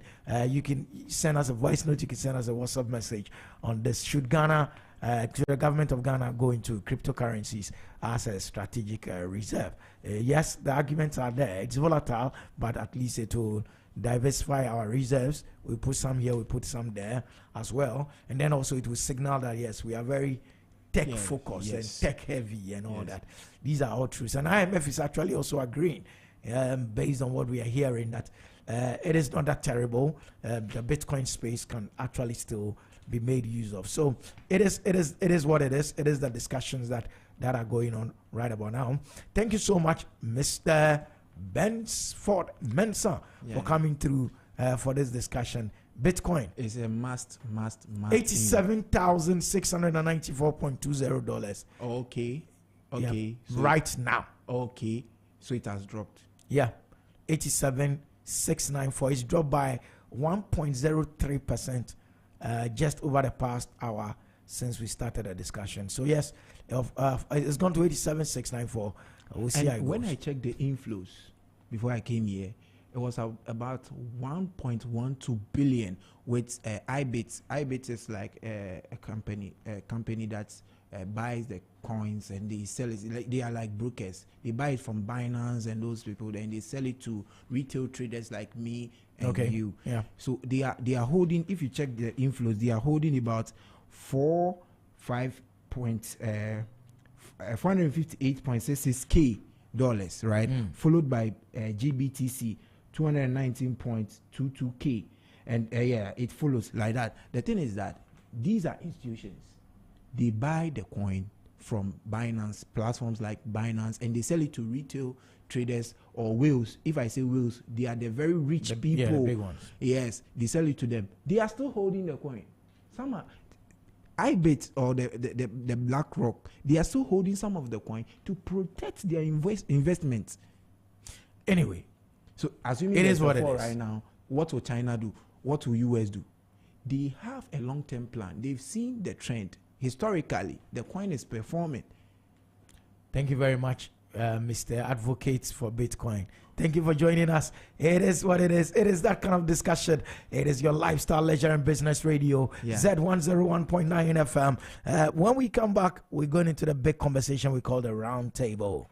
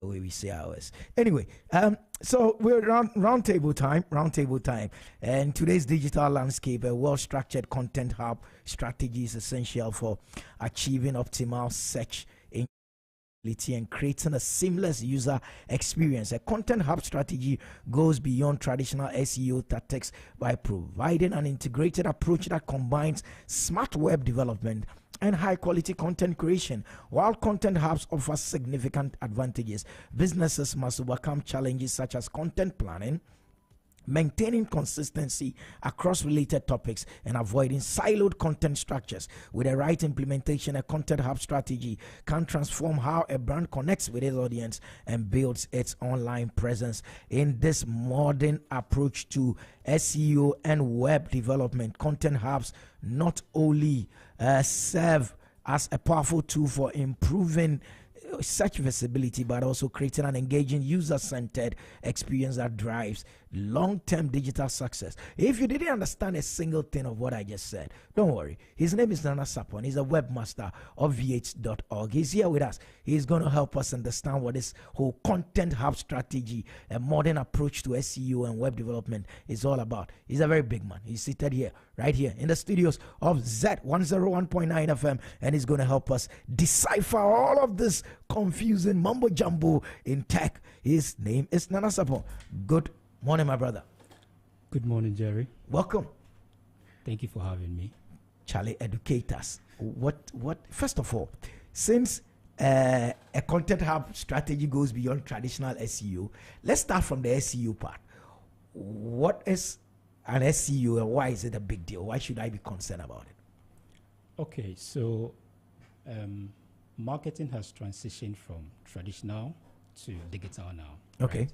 So SEO is basically a process of improving search visibility. Okay. So you have a business running, you're selling, you're doing so well with traditional media.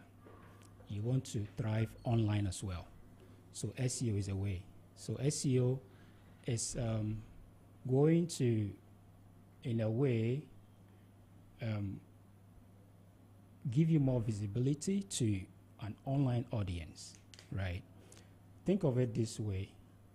You enter a building, let's say Z, where we are broadcasting from currently. I come through the main door and there is no receptionist. There is no guide to take me around. It's going to be very difficult for me finding which door leads to which room. Definitely. Yes. So that is where Content Hub also comes in. So a Content Hub is only informing a search engine that this and this and this is what my website is about. And so the search engine crawls the website and is able to index your content in this database. Okay. And then it's able to serve that content out to users based on search queries they input into the search engines. So basically, that's what SEO is all about. So, search engine optimization. Yes. Meaning that if I went to type anything related to your name, your desire is that you would come up. Exactly. Like in the first page of the, so that, because no, people don't really go beyond a certain number of pages. Right. If they're searching for you, they want you to be there. Is there like a strategy of a sort that gets people better at this? Is there something that I must do when I set up my website so that I enjoy this thing? Is there something like that? Yes. So before I delve into it, I want our audience to understand that search engine is a millennial. Okay? So when I say search engine is a millennial, it means search engine only came around from the 1990s. Okay. Yes. And you know millennials don't like stress. Okay. Yes.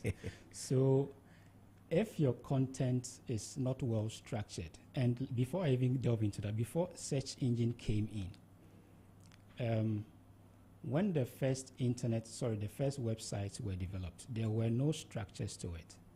Okay. Exactly. So it was even difficult for people to put their content online or people to find websites until search engines came in. Now, Search engines are built in such a way that they crawl websites across the internet, and then they index content on the website. So your content must be, one, be an authority, okay, right, on a particular topic, right? Two, it must be well optimized in terms of having the right keywords, okay, so that when users search for those keywords, because mind you, a user will not type in the brand of your name in a search engine. It is based on the solution or information they are looking for. Like healthcare. Like healthcare. Okay. That would, bring up your website. So I don't know if I'm supposed to talk about Content Hub and how it's yeah, we'll go into Content Hub right after this. I like the explanation you're giving on the SEO, because what we wanted to know is, so now that what we're saying is that a Content Hub sort of has come to replace, is that what we're saying, first of all? Is it like an upgrade of what we used to do under SEO? Yes. Okay, so what steps should organizations take to plan and develop a Content Hub for a specific niche? Okay, so first of all, you need to understand your audience, okay, or the people you are writing for or publishing for. And then you also need to brainstorm or look for specific topics you want to talk about. Okay, they must be very specific, related to the business or your brand. Okay. All right, so that it's more relatable, because the thing about content is, if it's not for driving traffic, it's for conversion. Okay. You get it? So it must be related to what you do in a way. So you need to get a list of topics you want to write about, and then you also want to get a list of subtopics. So this is what I mean. Maybe your main topic is under SEO, right? Now, under SEO, we have link building. Okay, that falls under SEO. Okay. You see, the more you expand your content, the more freedom you have to explore different keywords. And the more keywords you have ranking on your website, the more or the higher your chances of, getting seen online. Okay. Yeah. So apart from that, once you have your topic ready, then you decide whether, if you already have a website, you want to either create a section on the existing website, or you want to move the new content to a different website. Okay. Right. So depending on how structured your website is, you decide whether you want to either have a section for the content, or you want to have it on a separate website. Once you have that in place, then we talk about keywords. Okay. Now you have your topics, you've decided where to post them, then we look at the keywords you want to rank for, right? So usually this, if you're a master at what you do, it comes easy. But then if you're not, you could hire the services of a professional to go through a brainstorming session with you to come up with all of these things, right? Okay. Then, we can talk about measuring, because you need to measure your traffic. So you can use tools like Google Analytics to measure your traffic, how many users are visiting your website, how long are they staying, are they bouncing off, and why are they bouncing off and not visiting other pages, right? That will inform you if there is anything you need to tweak or optimize on the website. Okay. Yes. So these are a few things brands can consider. So what are the main components of an effective Content Hub? Okay, so for an effective Content Hub, we have 3 main types. Okay. We have the video content, right? We have blog posts, and we have infographics. They form the major key components of a Content Hub. So the blog post is an in-depth information, right? It's very detailed. And then your videos can be blocks of the long blog posts in video format to create more engagement with your audience. Okay. And the infographics are used for more complex data. So you want to publish something on social media, you use infographics to communicate that. So you can, within one post or within one article, you can have it in 3 different forms. Okay. I don't know if you get it. So there will be the video, there will be the blog post, and then there will be an infographic somewhere. Yes. On the same subject matter. On the same subject matter. It helps the people. Okay. Yes. Okay. Wow. That's interesting. So you are advocating, or what you do at, first of all, Obviate. What is it? What do you do there?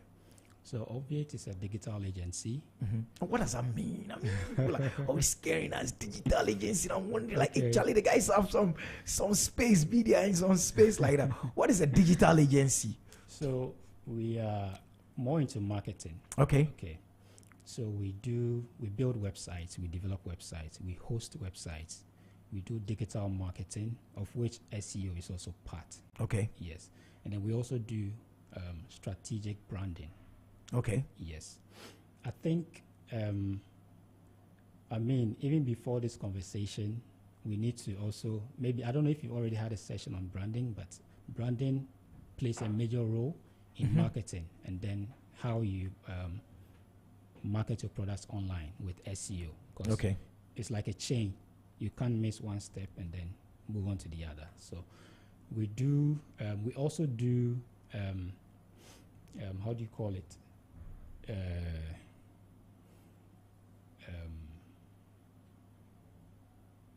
Media production. Okay. So advertisement, video advertisement. We do photography, yes, and other productions. Is it a very large workforce? Yes, we have a very large workforce. Oh, wow. Yes. And we have reps, not just in Ghana. Yes, we have reps in the UK. We have reps in the US. Oh, wow. So depending on what your needs are, we have an expert to take care of you. Interesting. What is internal linking? What does that mean? Internal linking. Okay, so if you remember before our conversation, I used a scenario. So let's say I enter the Z building, right? I enter through the main door. There's no reception. There's no reception. There are no inscriptions or guide anywhere to link me to different rooms. I'll be lost. And I've already mentioned that search engines are millennials. They don't like stress. Now, internal linking is a way for search engines to know that this is the content structure of your website. So this content can take you to this content, which are related. Okay. Right? So internal linking means that you are talking about maybe shoes or clothing, right? But then you want to link to another content talking about men's lifestyle. Okay. You could link that post or blog to the shoes post that you've written about. Okay. And the links to, because they are related. So when the person clicks the shoe story, how would you, when you say link, does that mean there will be maybe another link down there that would say related content or something? And when you click it, it will take you to the men's thing. That is one. Okay. That is one. But this is called anchor text link. So within the post or within the blog post, you have a word that is linked, hyperlinked. So that word alone, then it's like blue. Exactly.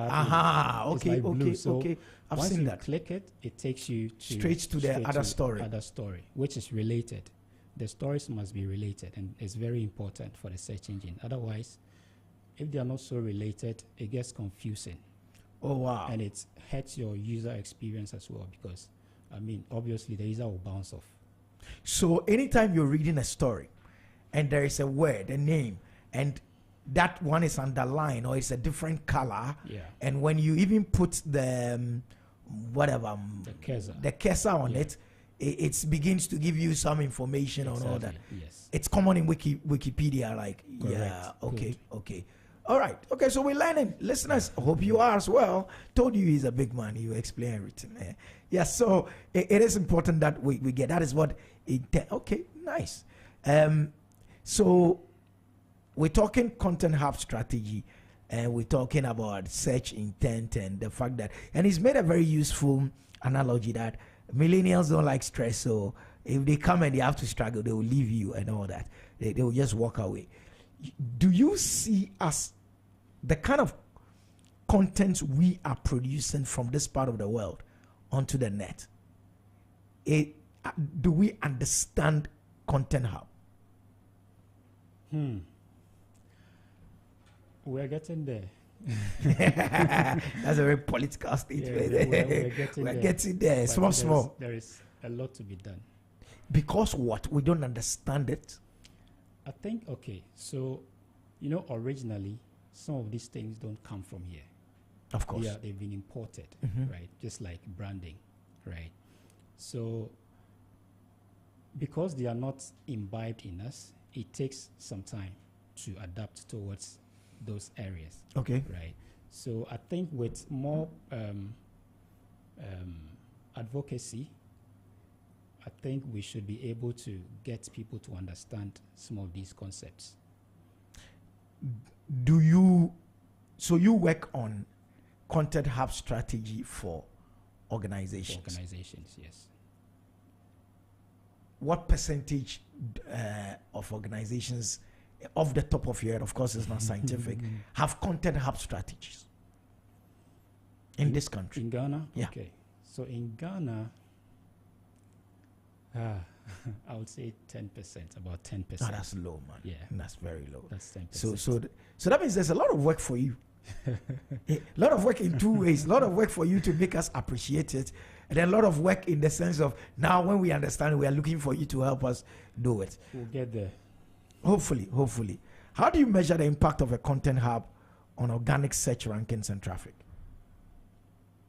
Okay, so there are so many ways you can measure, and depending on what your goals are. Okay, so for instance, your goal is to sign up leads or collect email leads. Okay.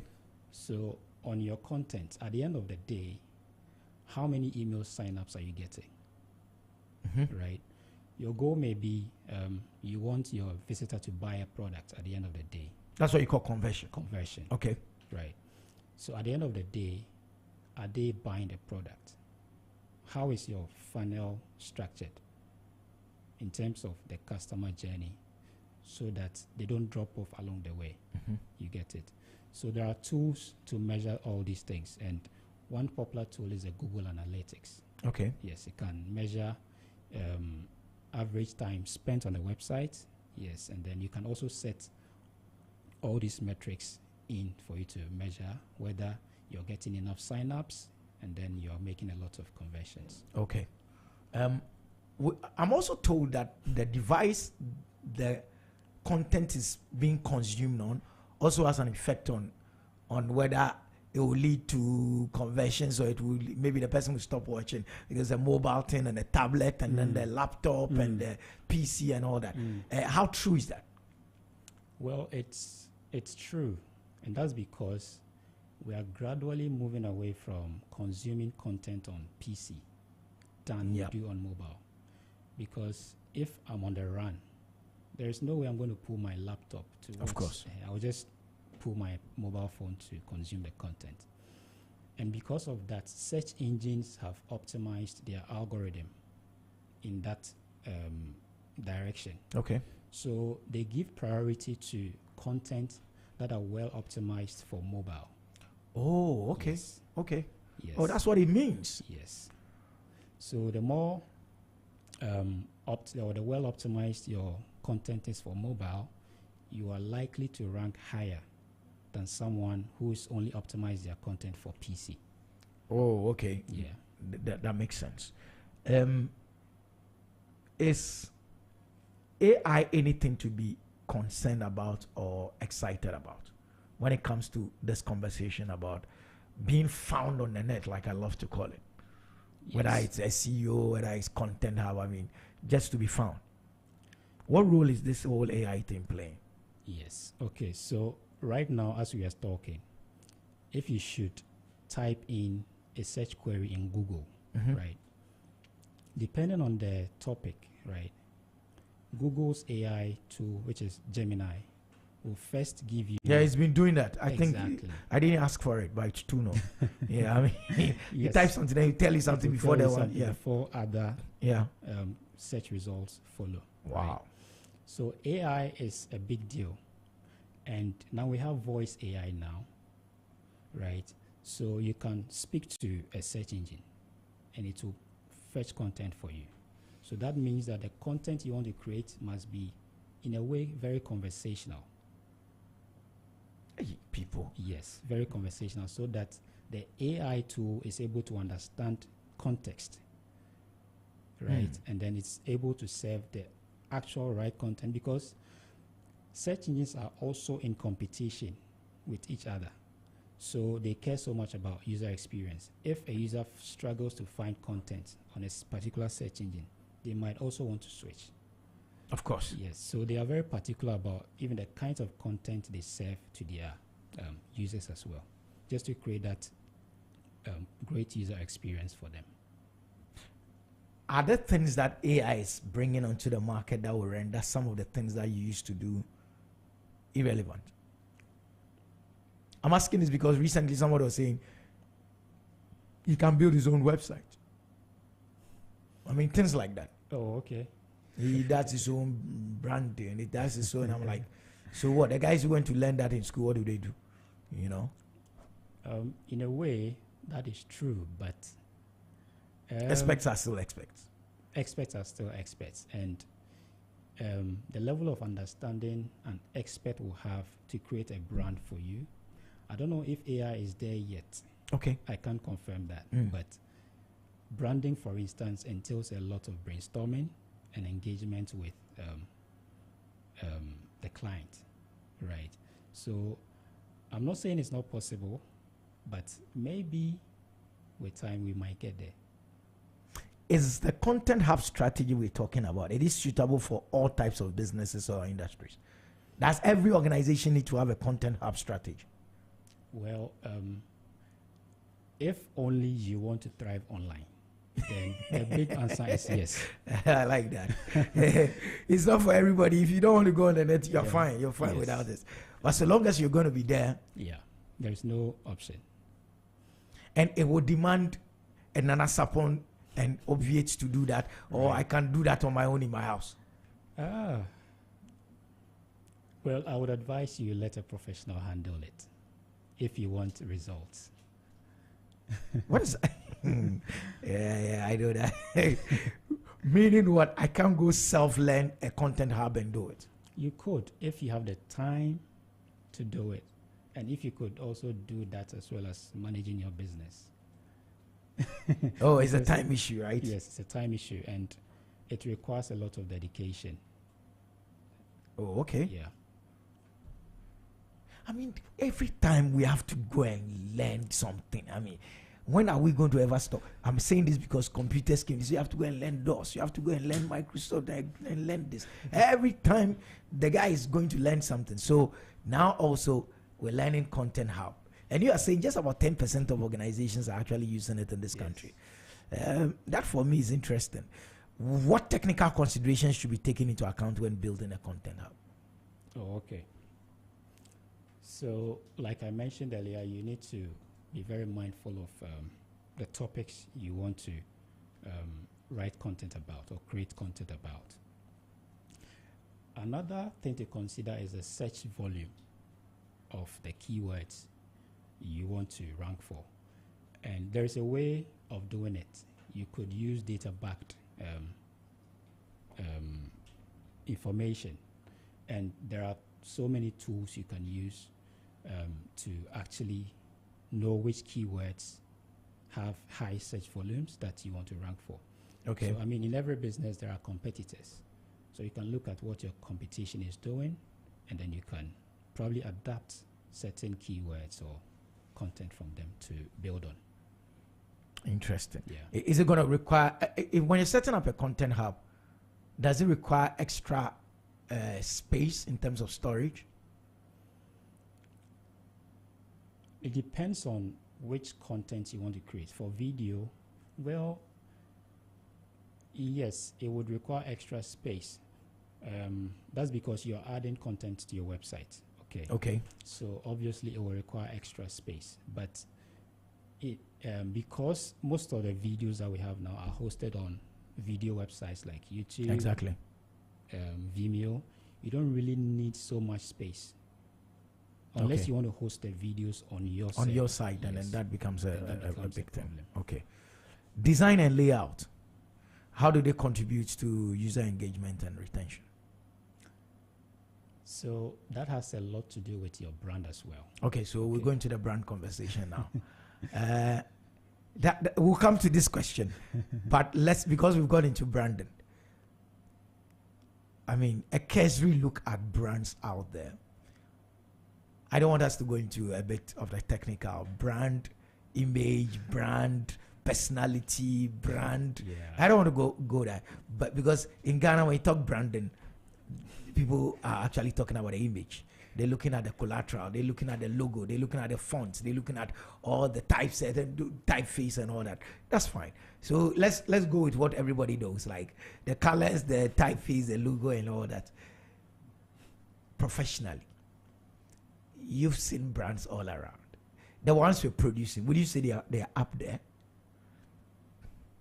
I mean, we are getting there. I see this guy is a political guy. I'm telling you, he No. gives only the very accurate answers that won't get him into trouble. I mean, if the things are not okay. No, do you know why I say we are getting there? Tell me. You know, originally, branding is not our thing as Africans. You say it was imported. It was imported. Okay. Right. So we are now adapting to the concept. And it's just a matter of time.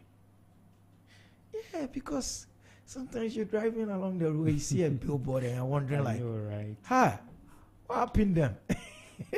Who paid for this? They should be arrested. I mean, but anyway, I always hold back because I don't want my MPhil in communications to cloud me. So I take it like, okay, let's all consume some. I mean, because sometimes you're wondering, did the person look at the billboard, traffic that passes there, and did this calculation? Did he even look at color combinations? Right. Did he see this font on this background? How was he expecting us to read it? Exactly. Yeah, but anyway, so branding is a conversation all on its own. We wouldn't want to go there. But now when we look at design and layout of a content hub. So first of all, if I have a personal site, there is Jerry Ham's site, and all my stuff are there, right? Maybe 5 pages about whatever, those things are there. If you came in to say, I want to help you create a content hub, you'll be working from the back end of the site, right? Is that something that necessarily must happen at the front end? So on the front end, we must have your services. Okay. Or what you do. Basically, it must be very clear. All right. So based on that, we can curate a number of topics or content topics to create your content hub. Okay. Because they have to be related to what you do. Don't forget that. Right. So your services page must be very clear about what you do. Right. So apart from that, your about page as well. Right. Okay. If you have an expertise in a field, you want to publish it on your about page. Okay. Yes. Wow. That's quite interesting. Before we leave, we will put the Zed Multimedia website on the... Yeah, I know. Technically, if you're hearing me, I just said it. We'll use you as guinea pigs to see. Technically, they are next door to the studio, so they can block us when we are coming out, right? I know. What role does content navigation play in ensuring that visitors can easily find related content within a hub? Content navigation. Okay, so it's just like a map. Okay. Right. So when you look at a map, you know where to find what. Mm-hmm. So the purpose of content navigation is to give you an overview. And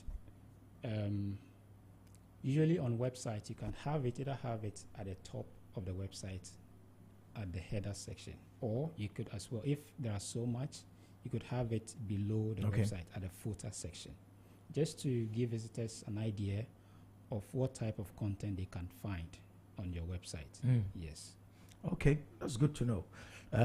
So now we're looking at the importance of a content hub, and we're told that it enhances user experience. Right. Let's come in from the user side now. Now we've gone in from your expect. Now let's come in from the user side. Okay. Is there a way by which a user can visit a site, and because the site is so well made and the content hub is so much on point, that user has a better experience than he or she would on another site? Oh, yes. Yes. Okay. So the content hub is it has information, or it involves or contains information on a particular topic. Okay. Right. Now, these topics are not isolated or in isolation. They are always related to something that you do, right, in your business or with your brand, right? So first of all, people know you to be in that space. For instance, I offer SEO services. So people know me for that. And then I have a content hub on SEO. Now, on the content hub, I'm going to talk about so many different things like link building. All under SEO. All under SEO. Okay. Right. I'm going to talk about keyword optimization, all under SEO. So the rich your content hub, right, the more your users have a better experience, because they want to consume interesting content, and you have it on your website. So that's even going to keep them on the website, and that increases your chances of search engines ranking you for search results. Because, I mean, you're not getting a lot of bounce rates. Users are not dropping off your website. They are consuming the content, and that's what search engines want. Oh, wow. So then they would start lifting you higher. Yes. Oh, okay. Oh, wow. Okay. But then that also leads to a conversation that we necessarily must touch on then. Thought leadership. Where a person or an organization or an entity is recognized as a thought leader. What we are saying is that an effective content hub can help make you the thought leader. Right. Okay. Right. Right. In the sense that because people are staying longer on your site, the search engines are lifting you higher. Because they assume that your content has something that the user is interested in, and that is what is keeping them there. Okay. So they index you for that, and then they start ranking you. Okay. Yes.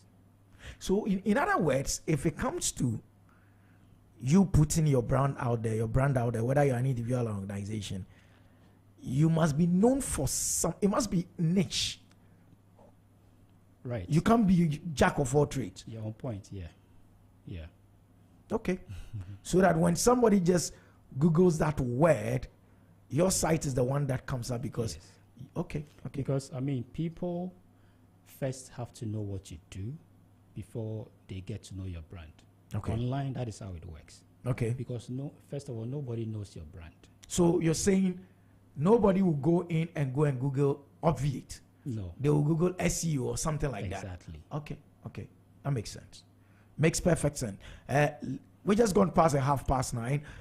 Nana Sapon is here with us in the studios of Z101.9 FM. We're having a conversation on Content Hub, SEOs, a search engine of the night. We're looking at all these things, search queries and everything like that. How important are regular updates and fresh content to this discussion about Content Hub? Okay, so the crux of SEO is search engines. Search engines are what determine how websites perform online. Okay. Now, these search engines are constantly updating their algorithms, or let's say rules, okay, right, that they use to rank. So if you have a website and then you're not doing so much to adapt to their level, because they roll out an update and then you're still at level 1, you don't upgrade to match up, then that's going to affect you big time, because the competition out there is very fierce. So the very few who are putting in the work will obviously rank. So updates, constant updates. I mean, if your website is running on various plugins, you want to make sure that they are always up to date. You always want to make sure they are up to date. Oh, okay. There's a question I've always wanted to ask someone like you if I met the person. On YouTube, or in fact, almost all the social, all of them, I see two kinds of content. That is I'm talking about the video content. Okay. The one I would call educational stroke, maybe inspirational, and entertainment. How is it that chunk of what I see are entertainment? We don't produce educational content here, or what? What is the problem? Or is it algorithm sending us, he's making us laugh, and he's making a Chinese guy learn, and he's making the Ghanaian laugh his way to poverty? What? This is an argument I heard somewhere. That's why I'm really saying, oh, there is a plan, to make us dumb. So they're sending us, dumb stuff, and then they are sending their own people smart stuff. Is that true at all? In a way, it's true. And usually it's all about the audience. Okay. The audience who are consuming that content. I mean, if you have an entertainment content and then you have a lot of audience driving towards that, then obviously the algorithm will send more of that to your way. Because don't forget, we are in the Gen Z era, and we like fun. We don't like stress. So anything beside entertainment, it's so I mean, if it's entertainment related, you're going to be able to rank high for your content. So are we not producing too much from our end? Or because that's what is selling, right? That's what the people are consuming. So yes, that's what the people are consuming. So you give the people what it's a demand and supply thing. Yes. Interesting. We can also talk about content hubs without talking about CTAs. Okay. What are CTAs and where do they sit in this conversation? So CTAs are basically it's an abbreviation for click to action. Okay. Right. So click to actions are put on websites to enable the user take action based on what your goals are. So you are writing about a topic, maybe you're writing about shoes, and then you want the user to take an action by clicking a link that will take them to the shop to buy. So we integrate CTAs within the content so that it's easier for the users to be navigated through the website from the content to the shop. Okay. You get it. Yeah. As opposed to he has to go to another page to go and click. You are saying that writing that content is consuming. You will put a call to a click to action in there, and then just so that it's easy. So it's like everything about content hub is to make things easy. Yes. It's like easy is all we're trying to do. Yes. And it's very strategic. Very strategic. And the CTAs must be related to the content that you're writing. You can't be writing about shoes, clothing, and then you have a CTA that talks about buildings. Like, it doesn't correlate. So your CTAs must always be relatable to the content that you're writing about. Is it important the number of minutes that consumers spend on a particular site? Very important. Very important. And I think I touched that. Yeah. I touched on that. So the longer visitors stay on your website, search engines index your website as interesting. And that is why it's able to keep users on for that long. You get it. So then you have a chance of ranking higher in search results. Okay. Yes. Of the means by which we are communicating on the net, of course, audio, i.e. podcast, text, i.e. blogs, right? Videos, i.e. vlogs, and the rest, which has been found to be the most engaging. I would say videos. Videos. Yeah, I would say videos. Because text can be boring sometimes. Yeah. You know, especially if it's long. But there's a way to write it to make it more engaging so that the user does not lose interest along the way. Okay. Yeah, but among video, text, audio, I mean, video stands out. So you would say that as much as possible, organizations to have a lot of videos on their video content. Video content. Yeah. Any advice on the length? Usually depends on the context and then Okay. the topic you're talking about, right? But if it's for social media, it should be as short as possible because people are just, they want to move to the next video. Okay. So you can't come and take all their time. But if it's for YouTube and it's maybe an entertainment content or an educational content, then you can look at going or extending the time so that what you are saying would be, understandable. You're able to touch on very key points and able to explain yourself better. Okay. That's good to know. This whole conversation, we have to use Zed Multimedia. Well, that's one of their guys. Did you visit our website? Have you visited our website? Yes, I've visited your website. There's still work to be done. But everything you say is still it's in progress or something like that. You know, to get into trouble, the guys there, they are macho men. So if we touch them too much, they might come for us. What is this thing about content repurposing? Okay. So it's basically transforming one content into another version. Okay. So you have a blog content, right? Mm-hmm. And then, because blog contents can be very lengthy. Yeah. Right. But then you want to probably convert the blog content into a video. Okay. Right? So that is content repurposing. The same content, but you want to have it in different versions for different purposes. So in this case, what you would read it and then animate it, or how do you move from text to video? Okay, so the blog is talking about a topic. Shoes, once again. Mm-hmm. Yes, shoes. So you can have a video, and then instead of the blog, we have someone or either an infographic, a video infographic, that displays the content we had in the blog, explaining what the shoes are about, and then adding visual elements to make it more engaging. Oh, okay. Yes.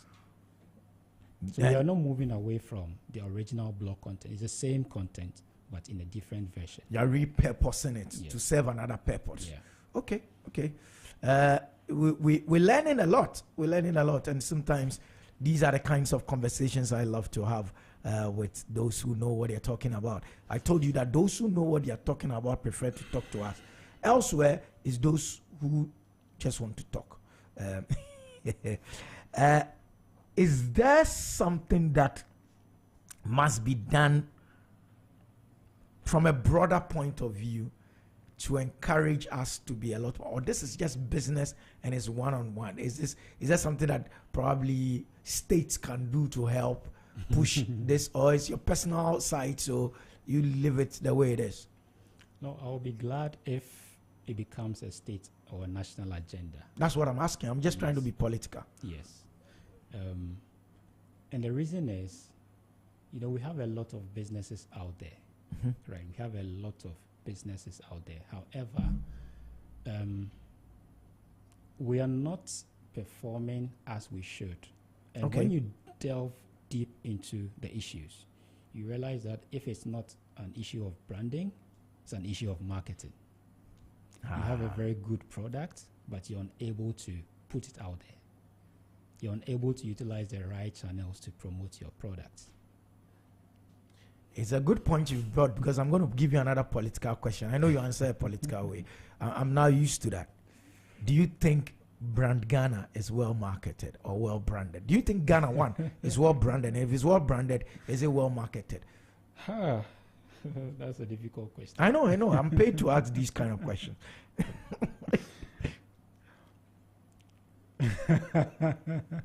Yeah, I mean, it's a brand. We're talking brands. And I asked the question, and you say a lot of them are not, and you wish it would come in. Now, let's start from the macro level.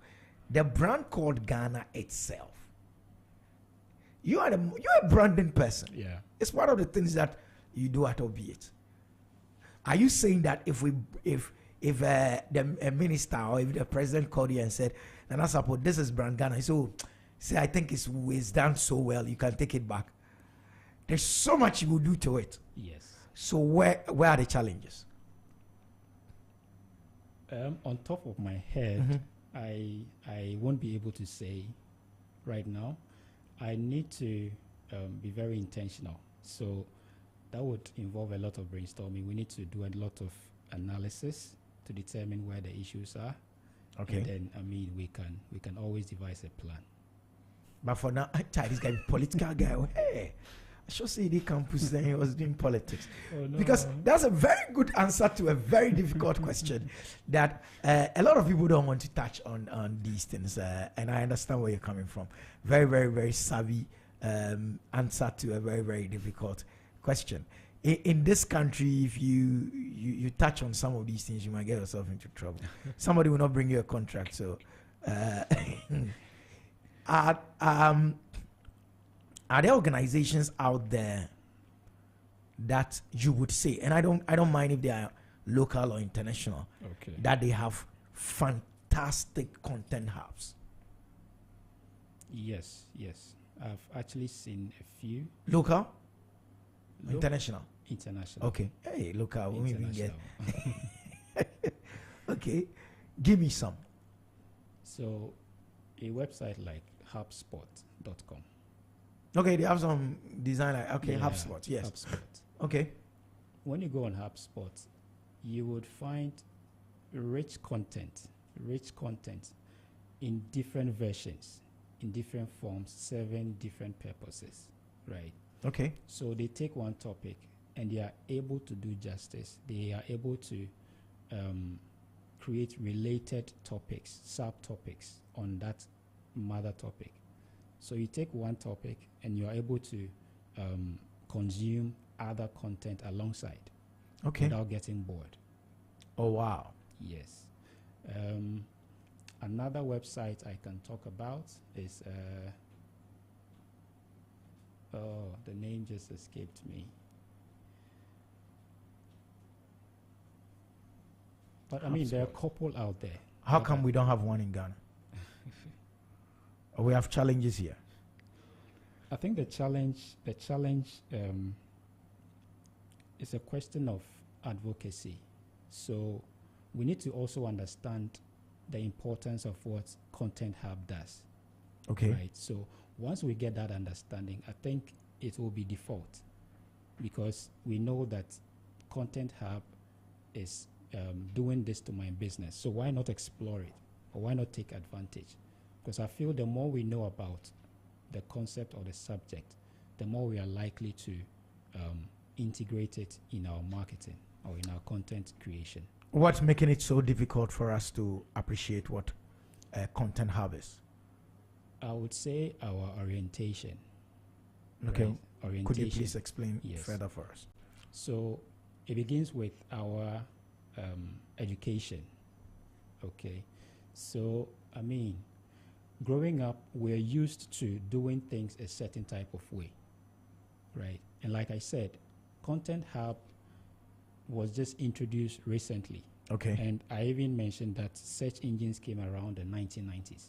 So it's quite fresh. So just imagine somebody who is like 50 years old. He wouldn't appreciate it. They wouldn't appreciate it because, I mean, they have not been used to a concept like that for a very long time. Okay. Right. And they are the ones holding the budget. They are the ones heading the department. I used to head the department like that. I mean, I used to head a department in some bank like that. I mean, if you came to me around that time and said, oh, we can do content, trust me, I mean, Charlie. You know. I just go pick the presentation and put somewhere. I understand where you're coming from. These things are things that takes a bit of a time before people appreciate them and appreciate them well. So if you were to advise organizations concerning how to better engage through the web, what would be your top 5 recommendations for all organizations? Okay, so first of all, you need to be a master of your business or what you do. You must know your craft. Why is that important? It's important because then you have a better understanding of what your business is about. Okay. Because when I come to you, I'm going to find out what you do, ask what you do, and we have to be very detailed.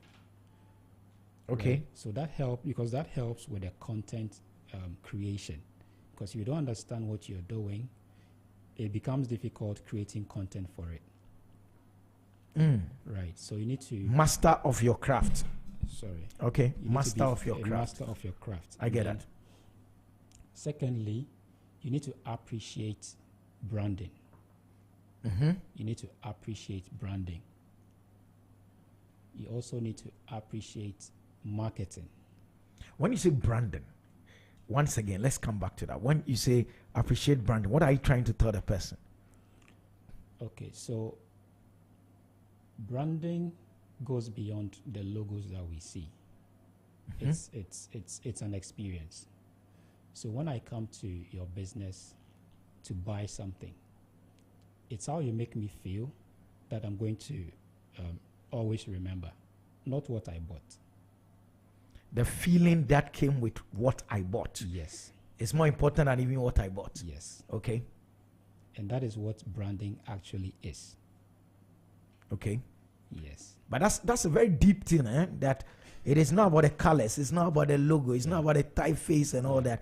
It's the experience that comes with the customer who came in and all that. And okay, so that's a good one. I appreciate branding.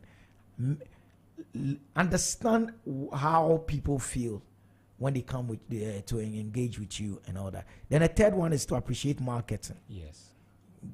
When in Ghana, when somebody say marketing, they are saying sales. Have you realized that? I do. Yeah, I mean, if you say let's do marketing, say but they are selling already. Oh, Charlie. So okay, appreciate branding, appreciate marketing. When you say appreciate marketing, what are you trying to tell them? So marketing comes in different forms. We have the traditional marketing, we have the digital marketing. Okay. Now, people or some businesses may be doing so well with traditional marketing. They have the billboards, they have like everything you can think of. But let's go online and you realize they are struggling. And that's because usually most people or businesses want to do some of these things themselves. In Ghana, right? They want to do stuff themselves. Even when it comes to creating websites, when it comes to digital marketing, they want to. Because people are expensive. People like you are very expensive. I mean, you cost an arm and a foot. So why would he come and give you his money? You get some wayside guy to come and do it. But if you know that what you're doing is going to get you ABC results. Yeah, of course. It's going to take your business to the next level. I think it's an investment worth going in for. Obviously. Yes. Obviously. I'm just playing the devil's advocate. I know them. I've been there. I sat behind those chairs for years. So I know the way we think on the other side and I know the way we think on this side.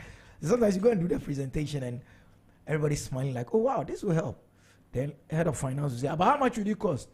You mentioned, so no budget. There is no budget this year for it. So let's put it. And interestingly, and I always used to joke against my other colleagues when I was in corporate world that how come anytime they want to cut something, they come and cut marketing, advertising, corporate affairs. They never cut. And I was in banking, so and the treasury guy was like my big boss. So in those presentations, I would say, how come you never cut treasury? And the treasury guy gets angry. Yeah. So I understand what you're saying. And so the third one is, so master your craft, appreciate branding, appreciate marketing. What else? Number 4. So you also need to have a content strategy. Okay. Yes, you need to have a very solid content strategy. So you always want to be bringing about fresh content for your audience, right? So you have a blog, and all the time you are uploading new information just to engage your audience, because they can be bored with old content. Okay. And you don't want that. Okay. Because when they come and they see the same content on your website, I mean, your bounce rate will go high. Okay. And we don't want that for search engines. How important is consistency in this content strategy? Should it be, okay, twice a week, Monday, Thursday, or that kind of thing? I mean, how important is consistency? Consistency is very important. So it comes with a strategy. Okay. So with a strategy, you know how frequent you want to post. It doesn't matter whether it's a month or 2 weeks. The most important thing is keep updating it. Okay. You get it? Yes. Keep updating it. Last point. So master your craft, appreciate branding, appreciate marketing, have a content strategy. What will be the last thing? You must be open to learning. Open to learning. Yes. Open to learning new things, because the world is always evolving and new things are always coming about. So if you want to stick to one way of doing things, then we'll leave you behind. His name is Nana Sapon. He's a webmaster at Oviate, oviate.org. You can go check them out. Our conversation today was on Content Hub Strategy, a modern approach to SEO and web development. All too soon, the time is up. I mean, yes, we were caught by the time, and it's been a great conversation. He left us with 5 nuggets, which I think are very, very important. Master your craft, appreciate branding, appreciate marketing, have a content strategy, and be open to learning new things. Thank you so much, Nana Sapon, for coming. You have the last word. What will be your last advice for our listeners? Oh, so, I mean, whatever you're doing, we understand, or I understand. I know that some of these concepts are fairly new, pretty new to our part of the world. So it's understandable. It's always important to always want to reach out to professionals when it comes to some of these things, because there is a way to do it. Okay. And if you don't do it right, you might be investing so many resources, but you will not be getting the results. Okay. So always go for the professionals. Always reach out for the professionals. He's not the first to make this call here. A number of the professionals we bring always say that. Always go for the professionals. Don't try and hoodwink it in the house. It might not work, you know. So it's 4 minutes to the top of the hour. Coming up at 10 a.m. is mid-morning's finest, like I prefer to say. Her name is NYA. She's the brand, and she's coming with the brighter side. You don't want to miss that. It's that kind of Wednesday. I hope you've enjoyed the 4 hours you've had with us. It's the new look, Business Breakfast on Zed. Hashtag BBZ on all socials. BBZ, we only speak business. I wouldn't leave without telling you that one thing. That one statement I would love to live with you every single morning. Pray like it only depends on God, but please still go work like it only depends on you. Have a good one. My name is Jerry Ham. Tomorrow, we're back with a Thanksday edition of your favorite experience on morning radio. It's been Business Breakfast on Zed. We only speak business.